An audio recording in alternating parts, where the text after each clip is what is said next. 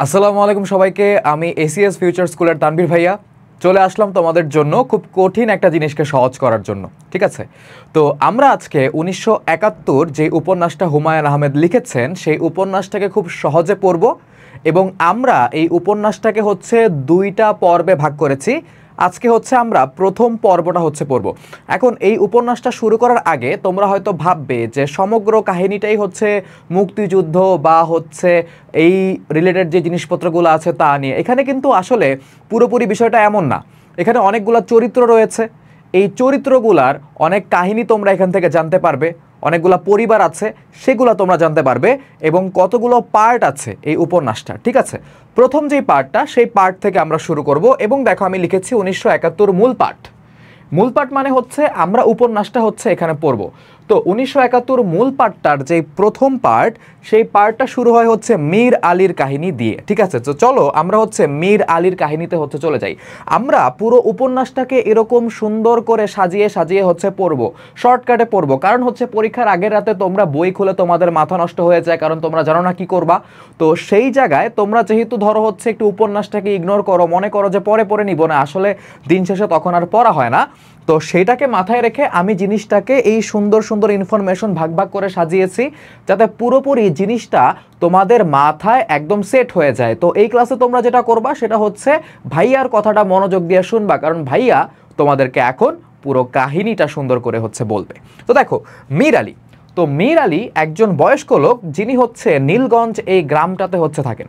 ওকে, তো মীর আলী তার চোখে একটু প্রবলেম আছে, সে চোখে অত ভালো দেখে না। কিছু বছর আগেও তার চোখে মোটামুটি সে মনে করো যে আলো পড়লে সে বুঝতে পারতো যে চোখে আলো পড়তেছে, কিন্তু এখন তার সেই চোখের যে আলো পড়লে যেটা অনুভূতি হয় সেটাও তিনি বুঝতে পারেন না। মানে তার চোখের যে পাওয়ারটা সেটা একেবারে হচ্ছে শেষ হয়ে গিয়েছে, কিন্তু তিনি কানে ঠিকঠাক হচ্ছে শোনেন। তো এই মীর আলী যিনি হচ্ছে চোখে দেখেন না এবং যার বয়স প্রায় হচ্ছে 70 বছর, মানে প্রায় 70 বছর। কারণ কেন দেখো, আমাদের বাবা মাদের অনেকের বয়স কিন্তু তোমরা জিজ্ঞাসা করলে ঠিক মতো অ্যান্সার পাও না, অনেকের বার্থ ডেট তারা হচ্ছে ঠিক মতো জানে না। দেখবা হচ্ছে বার্থ ডেট দিয়ে রাখছে হচ্ছে জানুয়ারির 1 তারিখ, জুনের 1 তারিখ। কারণ কি, ওই এত বছর আগে 1971-এ আজ থেকে হচ্ছে অনেক বছর আগের যে কাহিনী, তখনকার মানুষ না আসলে বার্থ ডেট বা হচ্ছে জন্ম এগুলো নিয়ে এত বেশি কনসার্ন ছিল না, তাই তারা হচ্ছে এগুলো মনেও রাখতো না। তো আনুমানিক একটা বয়স বলে দিত। তো তার বয়স প্রায় হচ্ছে 70 বছর, তার কান কিন্তু এখনো ভালো আছে। এখন এই যে আমাদের যে ব্যক্তি যার ব্যাপারে আমরা জানতেছি মীর আলী, এই মীর আলীর কিছু হচ্ছে শারীরিক সমস্যা আছে। ধরো বয়স হলে মানুষের কিন্তু অনেক ধরনের সমস্যা হয়, যেমন সে হচ্ছে প্রস্রাব চেপে রাখতে পারেন না, মানে যখন তার টয়লেট চাপে তখন জিনিসটা তার অনেক পেইন হয়। সে হচ্ছে জিনিসটা আমরা যেমন ইয়াং ছেলে মেয়েরা আমরা চাইলে আচ্ছা ঠিক আছে আমার এখন প্রেশার হচ্ছে, আমি একটু পরে আমার কাজটা শেষ করে হচ্ছে আমি ওয়াশরুমে চলে যাব, কিন্তু বয়স্ক মানুষ কিন্তু এই জিনিসটা সবাই পারে না। তো মীর আলীর হচ্ছে এরকম একটা প্রবলেম ছিল। দেখা যেত রাতের বেলা হচ্ছে তার যখন ওয়াশরুম চাপতো তার হচ্ছে খুব সমস্যা হতো, কারণ সে হচ্ছে চোখে দেখে না। তো তাকে কারো নিয়ে যেতে হতো, মানে তাকে কারো নিয়ে যেতে হতো ওই হচ্ছে তার ওয়াশরুম পর্যন্ত বা যেই জায়গায় তিনি হচ্ছে তার কাজ করেন, তো সেই পর্যন্ত তাকে নিয়ে যেতে হতো। তো এই জন্য তার ছেলে অথবা ছেলের বউয়ের সাপোর্ট লাগতো, যেই জিনিসটা হচ্ছে তার জন্য কষ্টসাধ্য ছিল এবং তার পরিবারের মানুষের জন্য একটু কষ্টসাধ্য ছিল। তো এখন এই জায়গা থেকে আমরা জানবো যে আসলে আমাদের যে মীর আলী তার বাসায় বা ফ্যামিলিতে কে আছে। মীর আলীর বড় ছেলের নাম হচ্ছে বদিউজ্জামান। বদিউজ্জামানকে মীর আলী বদি ডাকে। ঠিক আছে, বড় ছেলের নাম কি? বড় ছেলে হচ্ছে বদিউজ্জামান। এখন বদিউজ্জামানের কিন্তু একটা ফ্যামিলি আছে, যেমন বদিউজ্জামানের স্ত্রী হচ্ছে অনুফা। এই অনুফার ব্যাপারে হচ্ছে আমরা জানবো, আমরা ক্যারেক্টারগুলোকে আস্তে আস্তে চিনতেছি। আমরা প্রথম পার্টে এবং দ্বিতীয় পার্টে হচ্ছে ক্যারেক্টারের ব্যাপারে জানবো এবং ওই গ্রামটার ব্যাপারে হচ্ছে জানবো, বুঝছো? এবং আমাদের বদিউজ্জামানের কিন্তু একজন মেয়ে আছে, কন্যা সন্তান আছে ছোট, যার নাম হচ্ছে পরিবানু। এই পরিবানু হচ্ছে আবার আমাদের মীর আলীর খুব খুব হচ্ছে প্রিয়। মীর আলী হচ্ছে পরিবানুকে অনেক আদর করে, অনেক যত্ন করে। ঠিক আছে, তো এই বদিউজ্জামান সে আসলে কি করে সেই ব্যাপারটা চলো আমরা জানি। বদিউজ্জামান হচ্ছে দোকানদারি করে, তার মধুবন বাজারে মণিহারির দোকান আছে। মধুবন বাজার হচ্ছে তাদের ওইখানকার একটা বাজার, যেই বাজারটা হচ্ছে প্রায় 7-8 মাইল দূরে।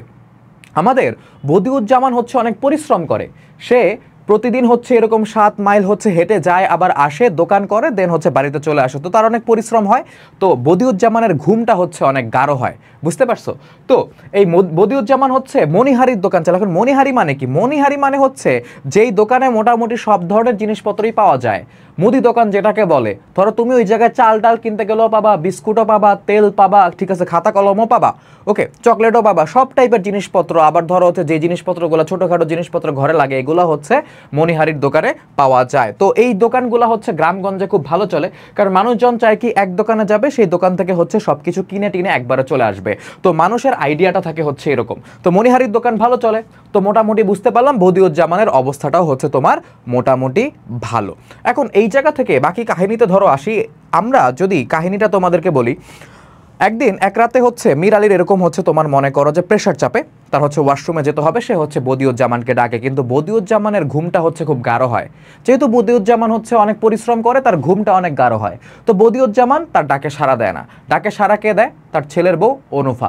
অনুফা এসে আমাদের মীর আলীকে কোথায় নিয়ে যায়? মীর আলীকে হচ্ছে জায়গা পর্যন্ত নিয়ে যায়, সেখানে যে তার হচ্ছে টয়লেটটা করতে পারবে। তো এই জিনিসটা আমরা জানি যে মীর আলীর হচ্ছে অত বেশি পছন্দ হয় না। তো সে অনুফাকে অনেক কিছু জিজ্ঞাসা করে, অনুফা তার উত্তর দিতে চায় না।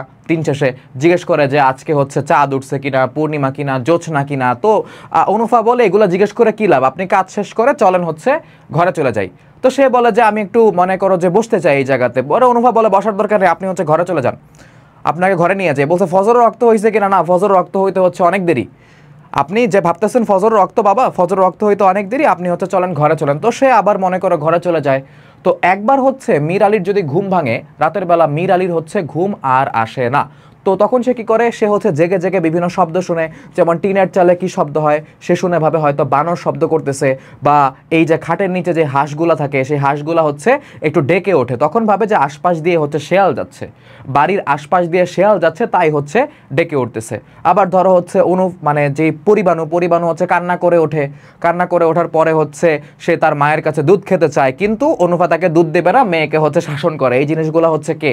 আমাদের মীর আলী হচ্ছে রাতের বেলা শুনে শুনে খেয়াল করে। তার মানে কি? তার শ্রবণ শক্তি ঠিক আছে, কিন্তু দিন শেষে হচ্ছে তার যে দৃষ্টিশক্তি এটা লোপ পেয়েছে, বা সে চোখে দেখে না। তো তারপরে হচ্ছে আবার যেহেতু বয়স্ক মানুষ একটু পর পর হচ্ছে প্রেশার চাপে, তো তার টয়লেটে প্রেশার চাপলো, সে আবার বদিউজ্জামানকে ডাকলো।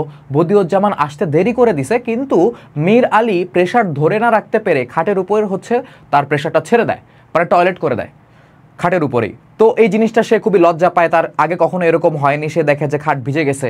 তো তখন হচ্ছে বদিউজ্জামান তাকে নিয়ে আবার হচ্ছে টয়লেট করতে নিয়ে যায়। তখন আর তার টয়লেট আসে না, কারণ কি? সে তো করেই ফেলছে, এরকম তার হয় না। তো বদিউজ্জামানকে বলে যে বাবা ফজরের রক্ত তো হচ্ছে, তুই আমাকে একটু গোসলের পানিতে আমি গোসল করে নামাজটা পড়ি। পরে বলে গোসল করা লাগবে কেন, উজু করেন, উজু করে নামাজ পড়েন। পরে বলছে যে আমার শরীর নাপাক, যেহেতু সে টয়লেট করে দিছে, একদম আনক্লিন হয়ে গেছে, ক্লিন না, তো সে হচ্ছে ওই অবস্থায় নামাজ পড়তে পারবে না, আমরা জানি তাই না? তো পবিত্রতা থাকা লাগে নামাজ পড়ার জন্য, শারীরিক পবিত্রতা থাকা লাগে। এই জন্য বলছে যে আমি নামাজ পড়বো, আমাকে গোসলের পানি দে। তো তখন বদিউজ্জামান অনেক রাগ হয়। তো সামনে দিয়ে ধরো মনে করো সাপের মতো কিছু একটা যায়। তো যেহেতু আমাদের মীর আলী কিছু দেখতে পারে না, সে শুনতে পারে, সে ভাবছে যে বড় একটা সাপ গিয়েছে। সে সেটা তার ছেলেকে বলে, ছেলে বিরক্ত হয়, কারণ কি? ঘুম থেকে উঠে আসছে, ঘুম থেকে উঠে এসে কার এগুলা করতে মন চায় বলো?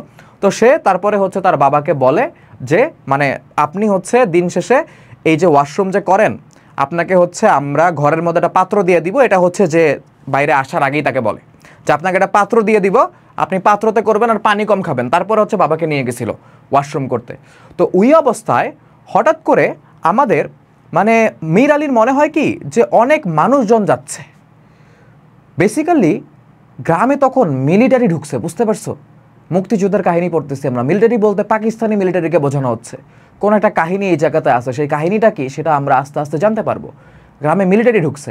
এখন আমাদের মীর আলী তো শুনতে পারে ভালো, সে বুঝতেছে কিছু একটা হচ্ছে, বাট সে দেখতে পারতেছে না মিলিটারি। ইভেন আমাদের যে মীর আলী, তার চোখের মধ্যে লাইট মানে টর্চের লাইটও ফেলছিল, কিন্তু আমাদের মীর আলী তো চোখে দেখে না, বাট সে বুঝতে পারতেছে অনেক মানুষ এদিক দিয়ে যাচ্ছে। তো সে তার ছেলেকে বদিউজ্জামানকে বলে যে অনেক মানুষ যাচ্ছে হয়তো।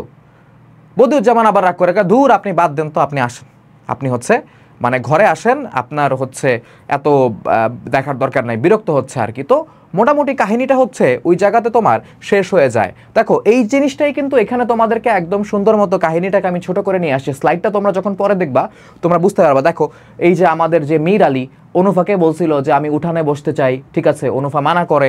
তারপর হচ্ছে সে আবার ঘরে চলে যায়, শুয়ে শুয়ে শব্দ শুনতো। এই যে দেখো শুয়ে শুয়ে শব্দ শোনে, বিভিন্ন ধরনের শব্দ। আবার তার ওয়াশরুম চাপে, সে বদিউজ্জামানকে নিয়ে বের হয়। সে বলে হয়তো সে সাপ দেখছে, বদিউজ্জামান তাকে আবার হচ্ছে ঝাড়ি দেয় যে না এসব কি বাদ দেন, এসব বাদ দেন, ঘরে চলেন, এরকম একটা অবস্থা। তো এই যে আমরা বললাম যে আমাদের মীর আলীর কাছে মনে হচ্ছিল যে গ্রামে অনেক মানুষ ঢুকছে, আসলে 50 জন সৈন্যের ছোট একটা দল ঢুকছিল গ্রামে। 50 জন পাকিস্তানি সৈন্যের ছোট একটা দল ওই সময় হচ্ছে গ্রামে ঢুকছিল। কখন? সেই হচ্ছে তোমার রাতে, মানে রাত তখনও শেষ হয় নাই, ফজরের টাইম এখনো আসে নাই, ওই সময়টায় তোমার মিলিটারি হচ্ছে ঢোকে। এখন আমরা পুরা স্টার্টিংয়ের কাহিনীটা বুঝলাম, চলো আমরা কিছু তথ্য জানি। সেই তথ্যটা কি? গ্রাম এর নামটা কি? গ্রামের নাম হচ্ছে আমাদের নীলগঞ্জ। সময়টা হচ্ছে মে মাসের 1 তারিখ, সাল 1971, ঠিক আছে, মানে মুক্তিযুদ্ধ অলরেডি শুরু হয়ে গেছে। আর এই যে গ্রামে যে পাকিস্তানি সেনাবাহিনী ঢুকছে, এটার নেতৃত্ব দিচ্ছে একজন মেজর। আমরা জানি যে অফিসারদের র্যাঙ্ক হয়, যেমন হচ্ছে সেকেন্ড লেফটেন্যান্ট, তারপরে লেফটেন্যান্ট, তারপরে ক্যাপ্টেন, ক্যাপ্টেনের পরে হচ্ছে মেজর আর্মিতে আর কি, তারপর লেফটেন্যান্ট কর্নেল, তারপর কর্নেল, তারপর brigadier general, major general, lieutenant general, তারপর হচ্ছে জেনারেল বা সেনাপ্রধান। তো মেজর এরকম একজন অফিসার। তো মেজর এজাজ আহমেদ, ঠিক আছে, মেজর এজাজ আহমেদ সে হচ্ছে এই দলের নেতা বা এই দলের কমান্ডার। সে তার নেতৃত্ব দিয়ে এই নীলগঞ্জ গ্রামে হচ্ছে তার দলটাকে নিয়ে আসছে। কোনো একটা ঘাপলা তো হয়েছে এই জায়গাতে, কোনো একটা কাহিনী হয়েছে, সেটা কি আমরা হচ্ছে আস্তে আস্তে জানবো। আর এই মেজর এজাজ আহমেদের বাড়ি কোথায়? পেশোয়ার। পেশোয়ার কোথায়? পশ্চিম পাকিস্তানে, মানে মেইন পাকিস্তানে। আর তার গ্রামের নাম হচ্ছে তোমার রেশোবা। গ্রামের নাম কি? রেশোবা। এখন এই জিনিসগুলো তোমরা চাইলে মনে রাখতে পারো, এখন যেহেতু তোমাদের এমসিকিউ আসে না, স্টিল এই জিনিসটা আমাদের মনে না রাখলেও চলবে। দেখো তোমাদেরকে সুন্দর একটা ম্যাপ এঁকে দিছি আমি। এটা আমরা চলে আসলাম হচ্ছে আমাদের গল্পের 2 নাম্বার পার্টে। কয় নাম্বার পার্টে? 2 নাম্বার পার্টে, যদিও ভাইয়া এটা লিখতে ভুলে গেছে, অনেক কিছু লেখা লাগছে তো তাই। তো 2 নাম্বার পার্টে হচ্ছে আমরা চলে আসলাম। তো এখন তোমরা আসলে বুঝতে পারবা যে এই নীলগঞ্জ গ্রামটা আসলে কত ভিতরে, শহর থেকে কত দূরে।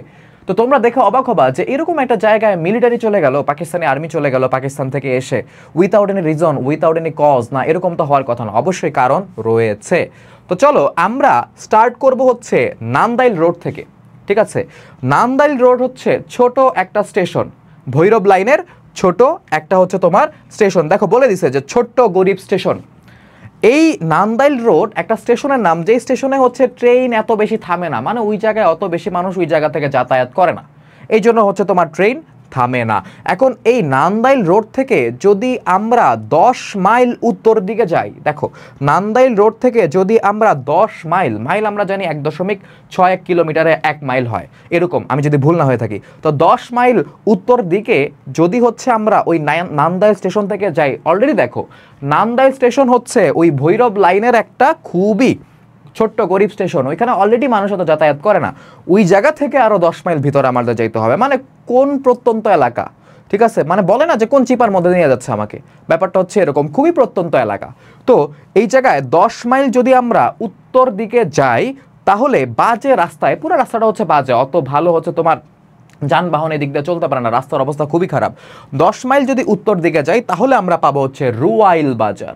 এই রুয়াইল বাজার আবার মনে করো উন্নত, কারণ এই রুয়াইল বাজারে হচ্ছে অনেক ধরনের ধরো কল বা হচ্ছে মানে ফ্যাক্টরি যেগুলোকে বলে কল, যেটাকে আমরা বাংলায় বলি কল, বলতে ট্যাপ কল না, তো চাল ভাঙানোর কল, যেখানে চাল ভাঙা এরকম টাইপের দোকানপাট আছে। ওকে, মানে ওই বাজারটা হচ্ছে মোটামুটি ভালো উন্নত, তাই তোমাদের ভাইয়া এই জায়গায় লিখে দিছে যে সেই একটা বাজার, অসাম একটা বাজার, বুঝতে পারছো, মানে সেই লেভেলের একটা বাজার। এই বাজার নিয়ে ওই জায়গার মানুষ অনেক গর্ব করে, আরে রুয়াইল বাজার, ও খুবই জোস, সব কিছু পাওয়া যায়, ব্যাপারটা হচ্ছে এমন। তো সব আছে, দেখো এখানে ভাইয়া লিখে দিছে তোমাদের জন্য। এখন 10 মাইল দূরে গেলাম আমি, রুয়াইল বাজার থেকে যদি আমি মাইল 30, প্রায় 30 মাইলস, অনেক ভিতরে ভাই, ঢাকার এক মাথা থেকে আরেক মাথায় চলে যেতে পারবা, ঢাকা জেলার, ঢাকা মহানগরের না, ঢাকা জেলার এক মাথা থেকে আরেক মাথায় চলে যেতে পারবা, এরকম একটা অবস্থা। তো মাইল 30 যদি আরো উত্তর দিকে যাওয়া হয়, আরো উত্তর দিকে যদি মাইল 30 আরো উত্তর দিকে যাওয়া হয়, তাহলে আমরা পাবো হচ্ছে মধুবন বাজার। আর এই মধুবন বাজারটা আমরা কোথা থেকে চিনছি দেখো তো, আমরা চিনছি এই যে আমাদের বদিউজ্জামান বা বদির একটা দোকান আছে হচ্ছে মধুবন বাজারে। কোথায়? মধুবন বাজারে বদির মণিহারির দোকান রয়েছে। তো আমরা যদি আরো তোমার মাইল 30 উত্তর দিকে যাই, তাহলে আমরা পাবো হচ্ছে কি মধুবন বাজার। মানে কত ভিতরে দেখো, নান্দাইল রোড থেকে কত ভিতরে, এখনো কিন্তু নীলগঞ্জ গ্রাম আসে নাই। মধুবন বাজার থেকে যদি আমরা পূর্ব দিকে 7-8 মাইল যাই, কত পূর্ব দিকে যদি আমরা 7-8 মাইল যাই, এখানে লিখে দিলাম দেখো 7-8 মাইল যদি আমরা পূর্ব দিকে যাই তাহলে আমরা পাবো হচ্ছে মধুবন জংলার মাঠ। এই জায়গায় তোমরা বলতে পারো ভাই উত্তর তো বুঝলাম, পূর্ব তো এইদিকে, এদিকে জায়গা ছিল না তাই হচ্ছে আমি এই দিকে আঁকছি বা এইদিকে হচ্ছে লিখছি। কারণ কি পূর্ব দিক বুঝাইতে আমার ওই দিকে যাওয়া লাগবে, আমি বোর্ডের বাইরে চলে যাবো, রাস্তায় চলে যাবো, তাইলে বুঝতে পারছো, এই জন্য লিখতে পারি নাই।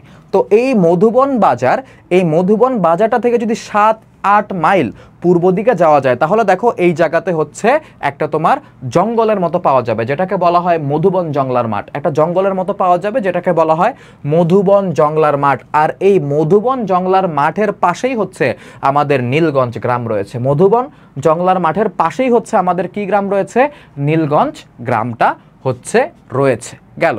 তো আমরা বুঝলাম মোটামুটি হচ্ছে নান্দাইল রোড থেকে 10 মাইল উত্তরে গেলে রুয়াইল বাজার, এটা থেকে হচ্ছে তোমার মাইল 30 উত্তরে গেলে মধুবন বাজার, ওই জায়গা থেকে হচ্ছে 7-8 মাইল পূর্ব দিকে গেলে হচ্ছে একটা জঙ্গল পড়বে যেখানে বাঁশ জারুল ইত্যাদি গাছ হচ্ছে আছে, মানে জঙ্গল। ওই জঙ্গল হচ্ছে মনে করো খুবই গভীর, ওই জঙ্গলে কেউ যেতে চায় না। আর প্রতি বছরই হচ্ছে কিছু গরু ছাগল ওই জঙ্গলের ভিতরে ঢুকে মারা পড়ে, বিষাক্ত সাপ টাপ ইত্যাদি থাকে জঙ্গলের মধ্যে, বুঝো না? এখন তো জঙ্গল আর আগের মতো নাই, আগেরকার জঙ্গল ছিল হচ্ছে একদম অ্যাকুরেট জঙ্গলের মতো ভয়ঙ্কর। ওকে, তো এই বাঁশ জারুল ইত্যাদি গাছগাছালি রয়েছে তার পাশেই, ঠিক আছে, তার পাশেই বা তার পিছনেই হচ্ছে আমাদের নীলগঞ্জ গ্রাম। দেখো কত ভিতরে, ট্রেন লাইন থেকে হচ্ছে কত ভিতরে। আগে তো রাস্তাঘাট অত উন্নত ছিল না, ট্রেন লাইন দিয়ে হচ্ছে হিসাব করতো, রেল লাইন যেটা বা ট্রেন যে লাইন দিয়ে হচ্ছে যায় সেই লাইন দিয়ে হচ্ছে হিসাব করতো যে একটা জিনিস কত দূরে বা কাছে।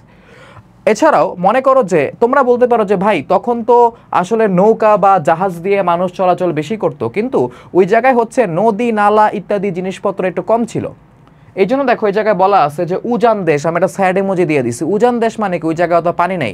উজান মানে হচ্ছে সহজ কথায় বলতে হয় পানিটা যেদিক থেকে আসে, মানে স্রোত যেদিকে যায় সেটা হচ্ছে ভাটি, আর স্রোত যেদিক থেকে আসে সেটা হচ্ছে উজান দেশ। মানে উজান দেশ বলতে ওই জায়গায় এত নদী নালা খালবিল ইত্যাদি খুবই কম, যাতায়াতের ব্যবস্থা হচ্ছে ওইরকম পানি পথে বা হচ্ছে জলপথে যাতায়াতের ব্যবস্থাটা হচ্ছে অত শক্তিশালী বা হচ্ছে ডেভেলপ না, বুঝতে পারছো? তো এই যে আমরা নীলগঞ্জ গ্রামটার পরিচয় পেয়ে গেলাম, এখন নীলগঞ্জ গ্রামটা আসলে কেমন সেটার ব্যাপারে তো আমাদের একটু জানতে হয় যে নীলগঞ্জ গ্রামটা আসলে কেমন। এখন দেখো নীলগঞ্জ গ্রামটা আসলে অনেক ধনী কোনো গ্রাম না। এই গ্রামে মানুষের বাড়িঘর আছে, ধরো হচ্ছে ম্যাক্সিমাম মানুষই হচ্ছে গরিবভাবেই থাকে, বেড়ার ঘর ছনের ঘর এরকম টাইপের ঘর বাড়ি থাকে। আর কিছু টিনের ঘর আছে, যেমন আমাদের বদিউজ্জামান মানে মীর আলীর ছেলে বদিউজ্জামানের ঘরটা হচ্ছে টিনের ঘর। এছাড়াও এই জায়গার মানুষজন হচ্ছে কৃষিকাজ করে, কিন্তু আসলে এখানে কৃষি উৎপাদন অত বেশি হয় না। এখানে দুইটা কারণ হইতে পারে, আমি কিন্তু সব বইয়ের কথা বলতেছি, বাইরে কিছু না, মন গড়া কথা না, ঠিক আছে? তো এখানে দুইটা কারণ হইতে পারে, এক হচ্ছে ওই জায়গায় ফসল ভালো হয় না, দ্বিতীয়ত হচ্ছে ওই জায়গার কৃষকরা ফসল ভালো মতো ফলাইতেই পারে না। ওকে, ওই জায়গায় মনে করো শীতকালে অনেক পাখি আসে, অনেক মানুষ আছে যারা হচ্ছে পাখি ধরে, পাখি শিকার করে। ওকে, তো এরকম আমরা দেখলাম গ্রামটার অবস্থা। আবার আমাদের যে বদিউজ্জামান, এই বদিউজ্জামান হচ্ছে মনে করো যে দোকান করে, তার একটা মনে করো টিনের ঘর আছে, মানে তার অবস্থা মোটামুটি ভালো। সে আবার হচ্ছে রিসেন্টলি তোমার সাইকেল কিনেছে, ঠিক আছে, কিন্তু সাইকেল সে চালাতে পারে না। তো এই সাইকেলটা সে হচ্ছে প্রতি সপ্তাহে একবার করে ধোয়া মোছা করে, পরিষ্কার করে, যাতায়াতের জন্য সে সাইকেল কিনছে, বাট ব্যস্ততার জন্য সে এখনো চালানো শিখতে পারে নাই। তো গ্রামের ডেফিনেশনটা মোটামুটি হচ্ছে এরকম। এই গ্রামে হচ্ছে ধরো মনে করো মানে পাকা দালান যে নাই এরকম না, পাকা দালান আছে, এটা একজন জমিদারেরই ছিল বলতে গেলে আর কি।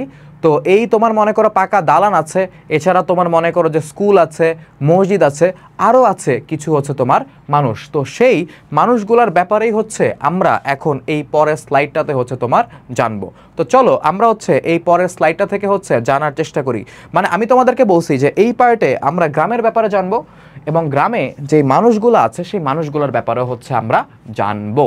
তো দেখো আমি তোমাদেরকে কি বললাম যে শুধুমাত্র যে ওই জায়গায় মানে খুব গরিব অবস্থায় যে ঘরগুলো আছে, তোমার মনে করো যে খড়ের ঘর ছনের ঘর যেটাকে বলা হয়, এরকম ঘর বাড়ি যে আছে ব্যাপারটা তা না। এখানে 2 বিঘা জমির উপর একটা পাকা দালান আছে। পাকা দালান মানে কি? পাকা দালান বলতে একটা বিল্ডিং বোঝায়। 2 বিঘা জমি মানে বিশাল জায়গায়, বিশাল জায়গার উপরে হচ্ছে একটা পাকা দালান আছে, মানে কি বড় একটা বিল্ডিং আছে। তো এই বড় পাকা দালানটা আসলে কে তৈরি করছে? তৈরি করছিল নায়েব চন্দ্রকান্ত সেন, যে ছিল সুসং দুর্গাপুরের মহারাজা। এখন তোমাদের যাদের বাড়ি হচ্ছে নেত্রকোনা তারা হচ্ছে সুসং দুর্গাপুর চিনো, তো ওই জায়গার মহারাজা তার হচ্ছে এই জমিটা ছিল এবং সে এই জায়গাতে এই তোমার পাকা দালানটা তৈরি করেছিল। তার নাম কি? নায়েব চন্দ্রকান্ত সেন। এবং সে হচ্ছে সরপা ঘাতে মারা গেছিল। মানে সে যখন এই যে পুরা দালানটা তৈরি করলো, এখন দালান তৈরি করার পর দালানের ভিতর ঢুকবে, উদ্বোধন করবে, তো এটা ঢোকার সময় মানুষের জনশ্রুতি এটা, মানে মানুষ বলে যে সরপা ঘাতে মানে সাপের কামড়ে সে হচ্ছে মারা গেছিল। তো তারই বংশধর হচ্ছে নীলু সেন। তারই বংশধরকে নীলু সেন। এখন নীলু সেনের বয়স হচ্ছে 50-এর মতো। ওই তোমার চন্দ্রকান্ত সেনের সময় যেই ধন সম্পত্তি ছিল, এই ধন সম্পত্তি আর এখন নাই অত, মানে তাদের ওই ধরো হচ্ছে এত বড়লোকি অবস্থাটা এখন আর নাই। নীলু সেনের সময় এসে অত বেশি ধন সম্পদ তাদের হাতে নাই। এটা তারা বলে যে হচ্ছে চন্দ্রকান্ত সেন অনেক ধন সম্পত্তি স্বর্ণ রূপা ইত্যাদি হচ্ছে রেখে গেছে কোনো জায়গায়, ওই যে ট্রেজারের মতো, গুপ্তধনের মতো হচ্ছে লুকায় রেখে গেছে। এটা তার বংশধরেরা হচ্ছে খুঁজে বের করার চেষ্টা করছিল, কিন্তু আলটিমেটলি তারা হচ্ছে এটা খুঁজে বের করতে পারে নাই। তো এই যে নীলু সেন, এই নীলু সেনের বয়স হচ্ছে প্রায় 50-এর মতো। দেখলে মনে হয় তার বয়স আরও 50-এর থেকে বেশি। তো গ্রামের গুরুত্বপূর্ণ যে কাজগুলা, সেই কাজগুলাতে আমরা নীলু সেনকে পাই। যেমন ধরো হচ্ছে কোনো জায়গায় বিয়ের কথাবার্তা হচ্ছে বা বিচার সালিশ ইত্যাদিতে আমরা দেখি যে গ্রামের বয়োজ্যেষ্ঠ বা বড় লোক বা ক্ষমতাধর কাউকে হচ্ছে এইসব জায়গায় রাখা হয়। আগে থেকে রাখা হয়তো, এখনও রাখা হয়। তো নীলু সেনের বয়স 50, বাট তাকে দেখলে মনে হয় তার বয়স আরও বেশি। এখন ওই গ্রামে আরও কিছু হচ্ছে মানুষ আছে। যেমন একজন মানুষ হচ্ছে জয়নাল মিয়া। এই জয়নাল মিয়া হচ্ছে সবচাইতে সম্পদশালী লোক।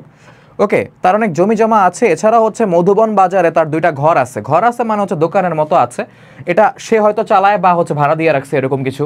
তো জয়নাল মিয়া হচ্ছে সবচাইতে সম্পদশালী হচ্ছে লোক। জয়নাল মিয়া সবচাইতে সম্পদশালী হচ্ছে লোক। কিন্তু জয়নাল মিয়ার হচ্ছে কি, তোমার কথার বার্তায় কোনো ঠিক নাই।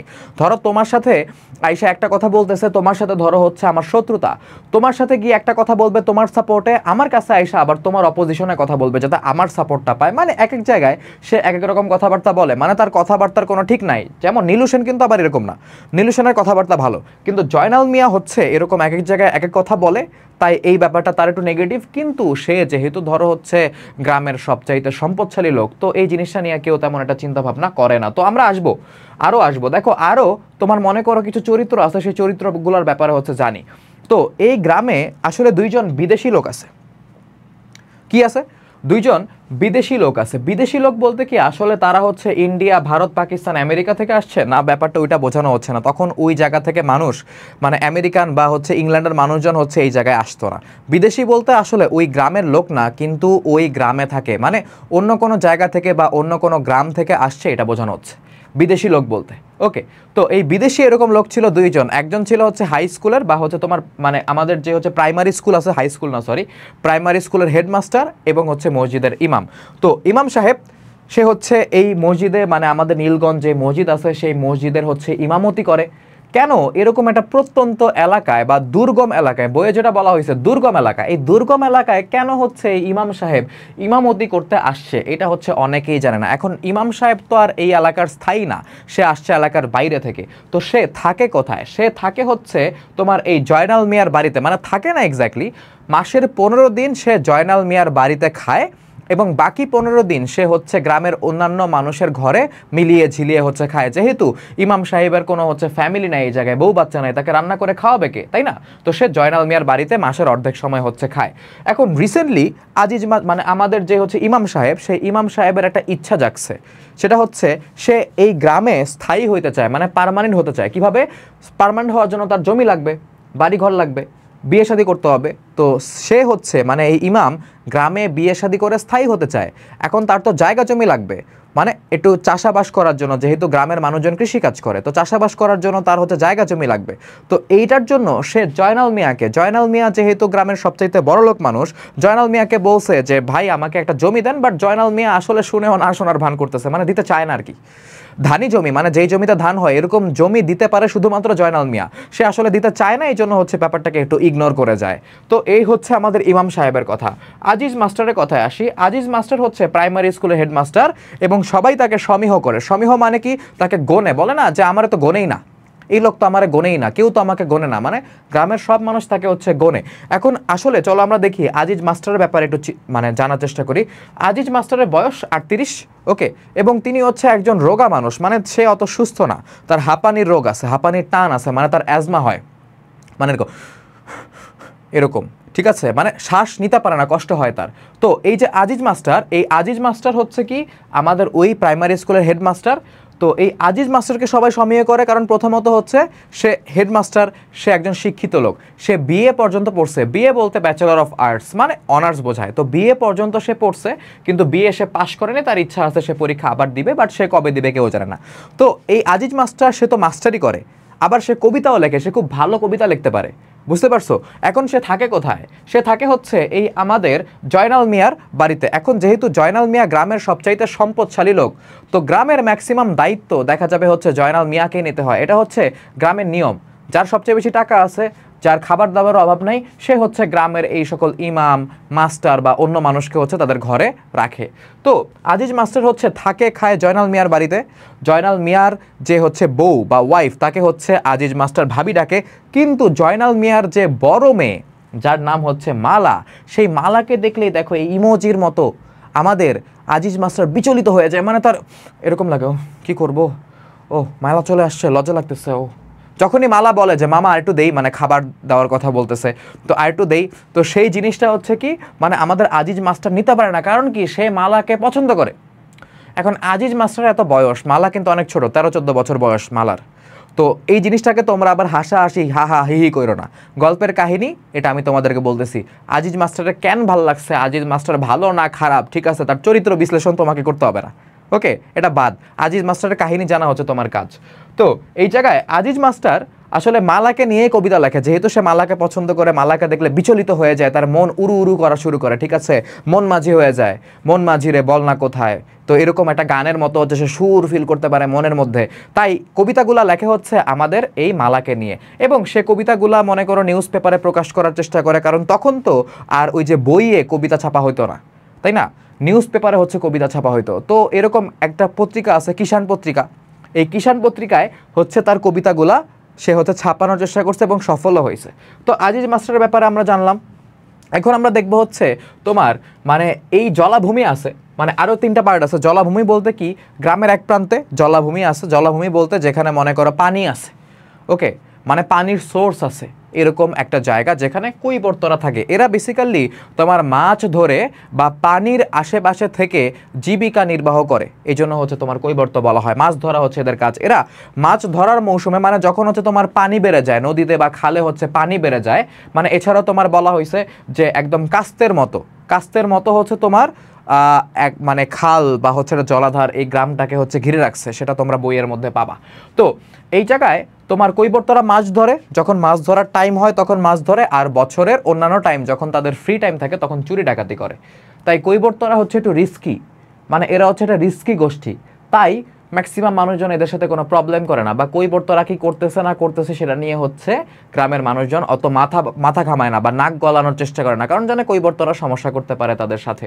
তো এই যে কৈবর্তদের ওইখানে একটা খুন হয় হচ্ছে মানে আমাদের এই উপন্যাসের অন্যতম একটা চরিত্র হচ্ছে চিত্রাবুড়ি। চিত্রাবুড়ির ছেলে হচ্ছে খুন হয়। চিত্রাবুড়ি এই কৈবর্তদেরই একজন মানুষ। চিত্রাবুড়ির ছেলে হচ্ছে খুন হয়। সেই খুনের বিচার চাওয়ার জন্য চিত্রাবুড়ি নীলু সেনের কাছে আসে। নীলু সেন তাকে বলে যে আসলে নীলু সেনের কিছু করার নাই, মানে মোদ্দা কথা হচ্ছে এইটাই, মেইন কথা এইটাই। নীলু সেন বুঝিয়ে দেয় যে নীলু সেনের কিছু করার নাই। তার কিছুদিন পরে চিত্রাবুড়ি তখন অনেক অসহায় ফিল করে যে আসলে আমার ছেলের বিচার কি হবে না, আমার ছেলেটাকে যে মারলো এটার বিচার কি হবে না। নীলু সেন কিছুই বলতে পারে না। নীলু সেন বলে হচ্ছে পুলিশের কাছে যা। পুলিশের কাছে গেলে পুলিশ করে ইগনোর, কারণ কৈবর্তদের হচ্ছে পুলিশও দাম দেয় না, বুঝতে পারছো, মানে কৈবর্তদের কেউই দাম দিত না, পুলিশও হচ্ছে তোমার দাম দেয় না। তো চিত্রাবুড়ি শেষ পর্যন্ত তার এই গোষ্ঠী যেটা, তাদের থেকেও বিতাড়িত হয়। মানে চিত্রাবুড়ি যখন দেখে যে তার ছেলের বিচার নিয়ে বেশি হচ্ছে এক্সাইটমেন্ট শো করতেছে, বেশি সিরিয়াস হয়ে গেছে, তখন তার গোত্রের মানুষরা ভাবে বুড়িরে হচ্ছে আমাদের এখান থেকে বের করে দেয়, কারণ খুন তার গোত্রের ভিতরেই হচ্ছে কেউ করছে, তাই হচ্ছে তাকে সরিয়ে দেওয়ার চেষ্টা করে। এবং তারা যখন এর পরের বার মাছ ধরতে যায়, চিত্রাবুড়িকে তার আর সাথে নেয় না। এখন মাছ যদি না ধরতে পারে চিত্রাবুড়ি খাবে কি, বিক্রি করবে কি, আর চলবে কিভাবে? চিত্রাবুড়ি নিঃস্ব হয়ে যায়।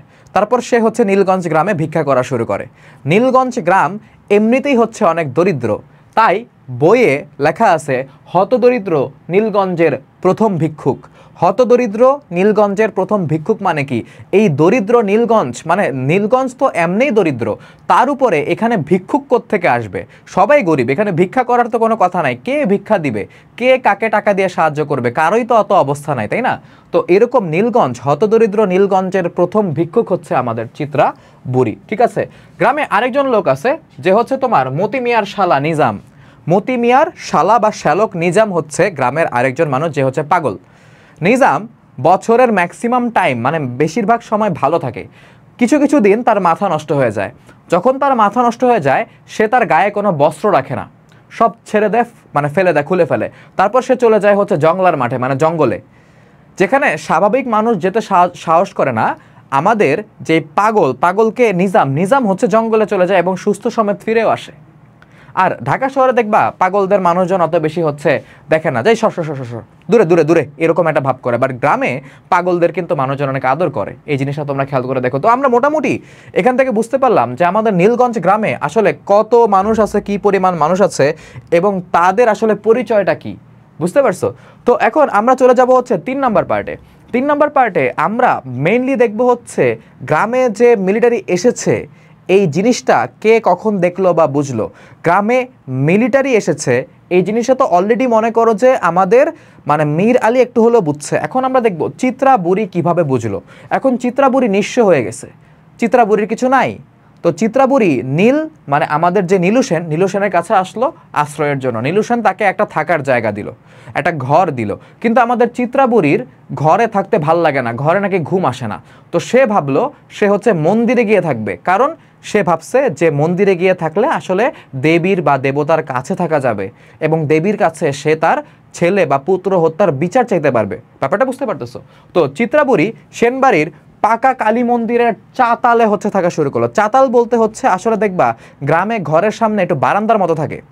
তোমরা যারা মাটির ভেপু পড়ছো দেখবা ওইখানে বলা হয়েছে রোয়াক। অপু হচ্ছে রোয়াকে বসে খেলা করতেছিল। তো এই যে মাটির ভেপু যারা পড়ছো তারা জানো যে রোয়াক বলতে একটা জিনিস আছে। তো অপু হচ্ছে রোয়াকে বসে তোমার খেলা করতেছিল। তো রোয়াক কি ঘরের সামনে ওই যে তোমার মনে করো ছোট একটা বারান্দা, তাই না?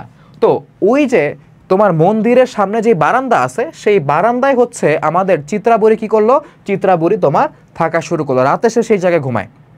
সে হচ্ছে দেবী কালীর সাথে হচ্ছে কথা বলে যে মা আমার ছেলের হত্যার বিচার করে দে, আমি তোকে হচ্ছে জোড়া পাঠা দিব। মানে জোড়া পাঠা মানে এক জোড়া পাঠা, 2টা পাঠা বলিদান করবে আর কি দেবীর জন্য, এটা বলতেছে। তো মাঝে মধ্যে তার মনে হয় যে দেবী তার ডাকে সাড়া দেয়, কারণ একবার রাতে সে হচ্ছে হাসির শব্দ শুনছিল। তো তখন সে ভাবছিল যে দেবতা মানে দেবী কালী হচ্ছে তার ডাকে সাড়া দিয়ে, তার প্রার্থনায় সাড়া দিয়ে হচ্ছে হাসছে। দ্বিতীয়বার আর শুনতে পারে না, কারণ দেবীরা হচ্ছে এত বেশি মানুষকে ইন্ধন দেয় না, একবারই শেষ, আর কিছু হচ্ছে তোমার ইন্ধন দেয় না, হাসছে একবার শেষ। মানে এই জিনিসগুলো হচ্ছে আমাদের মানে চিত্রাবুড়ি ইমাজিন করে। তো তোমরা এটাকে বলো হচ্ছে ডেলুলু, মানে চিত্রাবুড়ি একটু ডেলুলু মানে কি সে হচ্ছে ডেলিউশনাল, মানে চিন্তা করতেছে আর এগুলো হচ্ছে, কিন্তু আসলে এগুলো তো মনে করো বাস্তব না হয়তো। তো এরকম মানে সে হচ্ছে অনেক কিছু তোমার ইমাজিন করে। তো যদি মনে করো যে মানে সেনবাড়ির ওই মন্দিরের আশেপাশ দিয়ে হচ্ছে কোনো মানুষজন যাতায়াত করে, সে ডাকে কে যায়। তো হঠাৎ ওই রাতে সে দেখলো অনেক মানুষের পায়ের আওয়াজ, অনেক মানুষ আসতেছে। চিত্রাবুড়ি তো মানে অবাক হয়ে যায়, সে মানে ডাক দিয়ে উঠে যে কে যায়, কে। তো তখন সে কোনো সাড়া পায় না। সে পরে দেখে যে অনেক মানুষ হচ্ছে তোমার সেনবাড়ির দিকে হচ্ছে যাচ্ছে, সেনবাড়ির দিকে হচ্ছে যাচ্ছে। তো সে ভাবলো যে সেনবাড়িতে কি ডাকাত পড়ছে। তাই সে ভাবলো যে সেনবাড়িতে তো ডাকাত পড়ার কিছু নাই, কারণ সেনবাড়িতে তো কিছু নাই, সেনরা তো আগের মতো অত ধনী নাই। তো সেনবাড়িতে ডাকাত পড়ে তো আসলে লাভ নাই, ডাকাতি এত মানুষ নিয়ে ডাকাতি করতে আসবে তাও সেনবাড়িতে তো হয় না। তারপর তার কাছে মনে হয় যে আসলে এই মানুষগুলা ওই কৈবর্তরা যেখানে থাকে সেদিকে যাচ্ছে। তো সে ভাবে যে কৈবর্তদের গিয়ে একবার খবর দিবে, ঠিক আছে, কারণ যতই তাকে হচ্ছে কৈবর্তরা বের করে দেখ না কেন নিজের জাতির প্রতি একটা টান থাকে মানুষের, একটা ভালোবাসা, একটা মমতা থাকে। তো সে ভাবে যে কৈবর্তদের আগে সচেতন করবে যে ডাকাত পড়ছে। তারপর সে দেখে যে আসলে এরা মানে স্কুলের দিকে যাচ্ছে, প্রাইমারি স্কুলের দিকে যাচ্ছে। তখন চিত্রাবুড়ি আসলে অবাক হয়ে যায়, সে ভাবে সে কি করবে, সে ডিসাইড করতে পারে না যে সে কি করবে। সে কাকে আগে খবর দিবে, কাকে সচেতন করবে। কিন্তু আমরা বুঝতে পারলাম যে চিত্রা বুড়ির মধ্যে অতটুকু মেন্টালিটি ছিল যে গ্রামে কোনো একটা অঘটন হচ্ছে, গ্রামের মানুষ কোনো একটা ক্ষতির সম্মুখীন হতে পারে, সবাইকে খবর দিয়ে সচেতন করা উচিত। ইভেন তাকে যে কৈবর্তরা বের করে দিছে, সেই কৈবর্তদের ভালোর জন্য কৈবর্তদের খবর দেওয়া উচিত। এই জিনিসটা কে ভাবছে? এই জিনিসটা ভাবছে হচ্ছে আমাদের চিত্রা বুড়ি। ওকে, তো তারপরে ব্যাপারটা আসলে ক্লিয়ারলি খেয়াল করলো আমাদের ইমাম সাহেবকে। আমাদের ইমাম সাহেব হচ্ছে ব্যাপারটাকে ক্লিয়ারলি খেয়াল করলো। ইমাম সাহেব ফজরের আজান দেওয়ার জন্য মসজিদে যাচ্ছিলেন। যখন ইমাম সাহেব হচ্ছে মসজিদের সিঁড়িতে ছিল, তখন সে আসলে বুঝতে পারলো যে গ্রামে মিলিটারি পড়েছে। কি পড়েছে? গ্রামে মিলিটারি পড়েছে। দেখো, আমি বলে দিছি যে মসজিদের সিঁড়িতে যখন ছিল গ্রামে মিলিটারি পড়েছে, এবং সে বুঝতে পারলো যে স্কুল ঘরের দিকে মিলিটারি যাচ্ছে। কোন দিকে যাচ্ছে? স্কুল ঘরের দিকে মিলিটারি যাচ্ছে। আর এই জিনিস দেখে ভয় পেয়ে আমাদের ইমাম সাহেব কয়েকবার হচ্ছে কোন সূরাটা পড়ছিল বলো তো? আমাদের একটা কোরআন শরীফের সূরা আছে, খুবই ইম্পর্টেন্ট একটা সূরা, ঠিক আছে? ওই সূরাটা হচ্ছে পড়ছিল। তিনি হচ্ছে সিঁড়িতে দাঁড়ায় কয়েকবার হচ্ছে সূরা ইয়াসিন পড়লেন, এবং সূরা ইয়াসিন পড়ার পর সে তার মনকে শান্ত করার হচ্ছে চেষ্টা করলেন। বাট সে দেখলো যে আসলে গ্রামে আসলে মিলিটারি পড়ছে। তো সে ভাবলো যে সে কি আজকে আজান দিবে নাকি হচ্ছে বাড়ি চলে যাবে। সে ভয় পাচ্ছিল। কিন্তু সে তারপর ভাবলো যে আজান দেওয়া উচিত, নামাজ পড়ানো উচিত, মসজিদের ভেতরে ঢোকানো উচিত, মানে মসজিদের ভেতরে ঢোকা উচিত তার। কিন্তু সে হচ্ছে মসজিদে ঢোকার সাহস পাচ্ছিল না। কেন পাচ্ছিল না বলো তো? কারণ সে শুনছিল যে এই নীলগঞ্জ মসজিদে নাকি জিনরা নামাজ পড়ে। তো সে জিন ভয় পায়, তাই সে ভাবছে যে আমি একা একা মসজিদে না ঢুকি, কেউ একজন আসুক, তারপরে হচ্ছে আমি মসজিদে ঢুকি। ওকে, তো তারপরে সেখানে আসলো হচ্ছে আমাদের মতি মিয়া। কে আসলো? মতি মিয়া আসলো। তো মতি মিয়া রিসেন্টলি, মানে ওই সময়টায় অনেক বেশি ধার্মিক হয়ে গেছিল। কারণ কি? সে হচ্ছে মামলা খাইছিল, এই জন্য, মানে তার নামে মামলা হয়েছিল। তো এখন মামলা থেকে বাঁচার জন্য সে ধার্মিক হয়ে গেছে। সে সৃষ্টিকর্তার কাছে দোয়া করতে যে আল্লাহ আমাকে মাফ করেন, আমাকে এই বিপদ থেকে রক্ষা করেন। তো সে মামলায় পড়ে, মামলা দ্বারা কবলিত হয়ে সে হচ্ছে ধর্মকর্ম শুরু করে।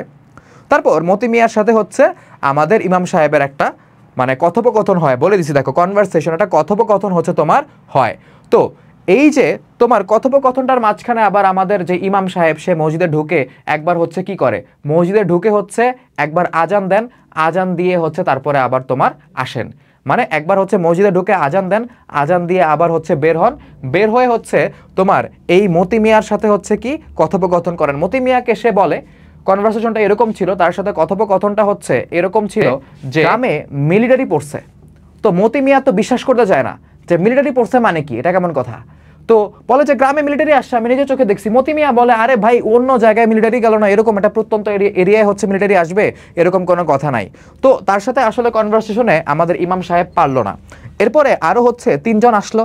তিনজন আসার পরে হচ্ছে ইমাম সাহেব নামাজ পড়লেন, ঠিক আছে, নামাজ পড়ালেন। তিনি খুবই সংক্ষিপ্ত একটা নামাজ পড়িয়েছেন।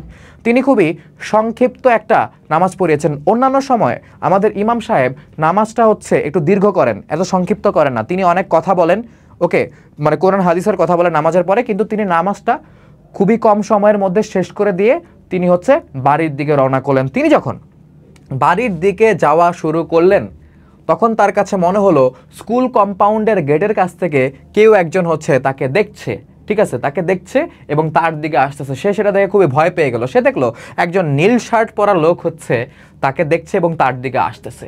আসার পরে তাকে জিজ্ঞেস করলো, আপনি কে? ততক্ষণে তো আমাদের ইমাম সাহেব প্রচুর ভয় পেয়ে গেছে।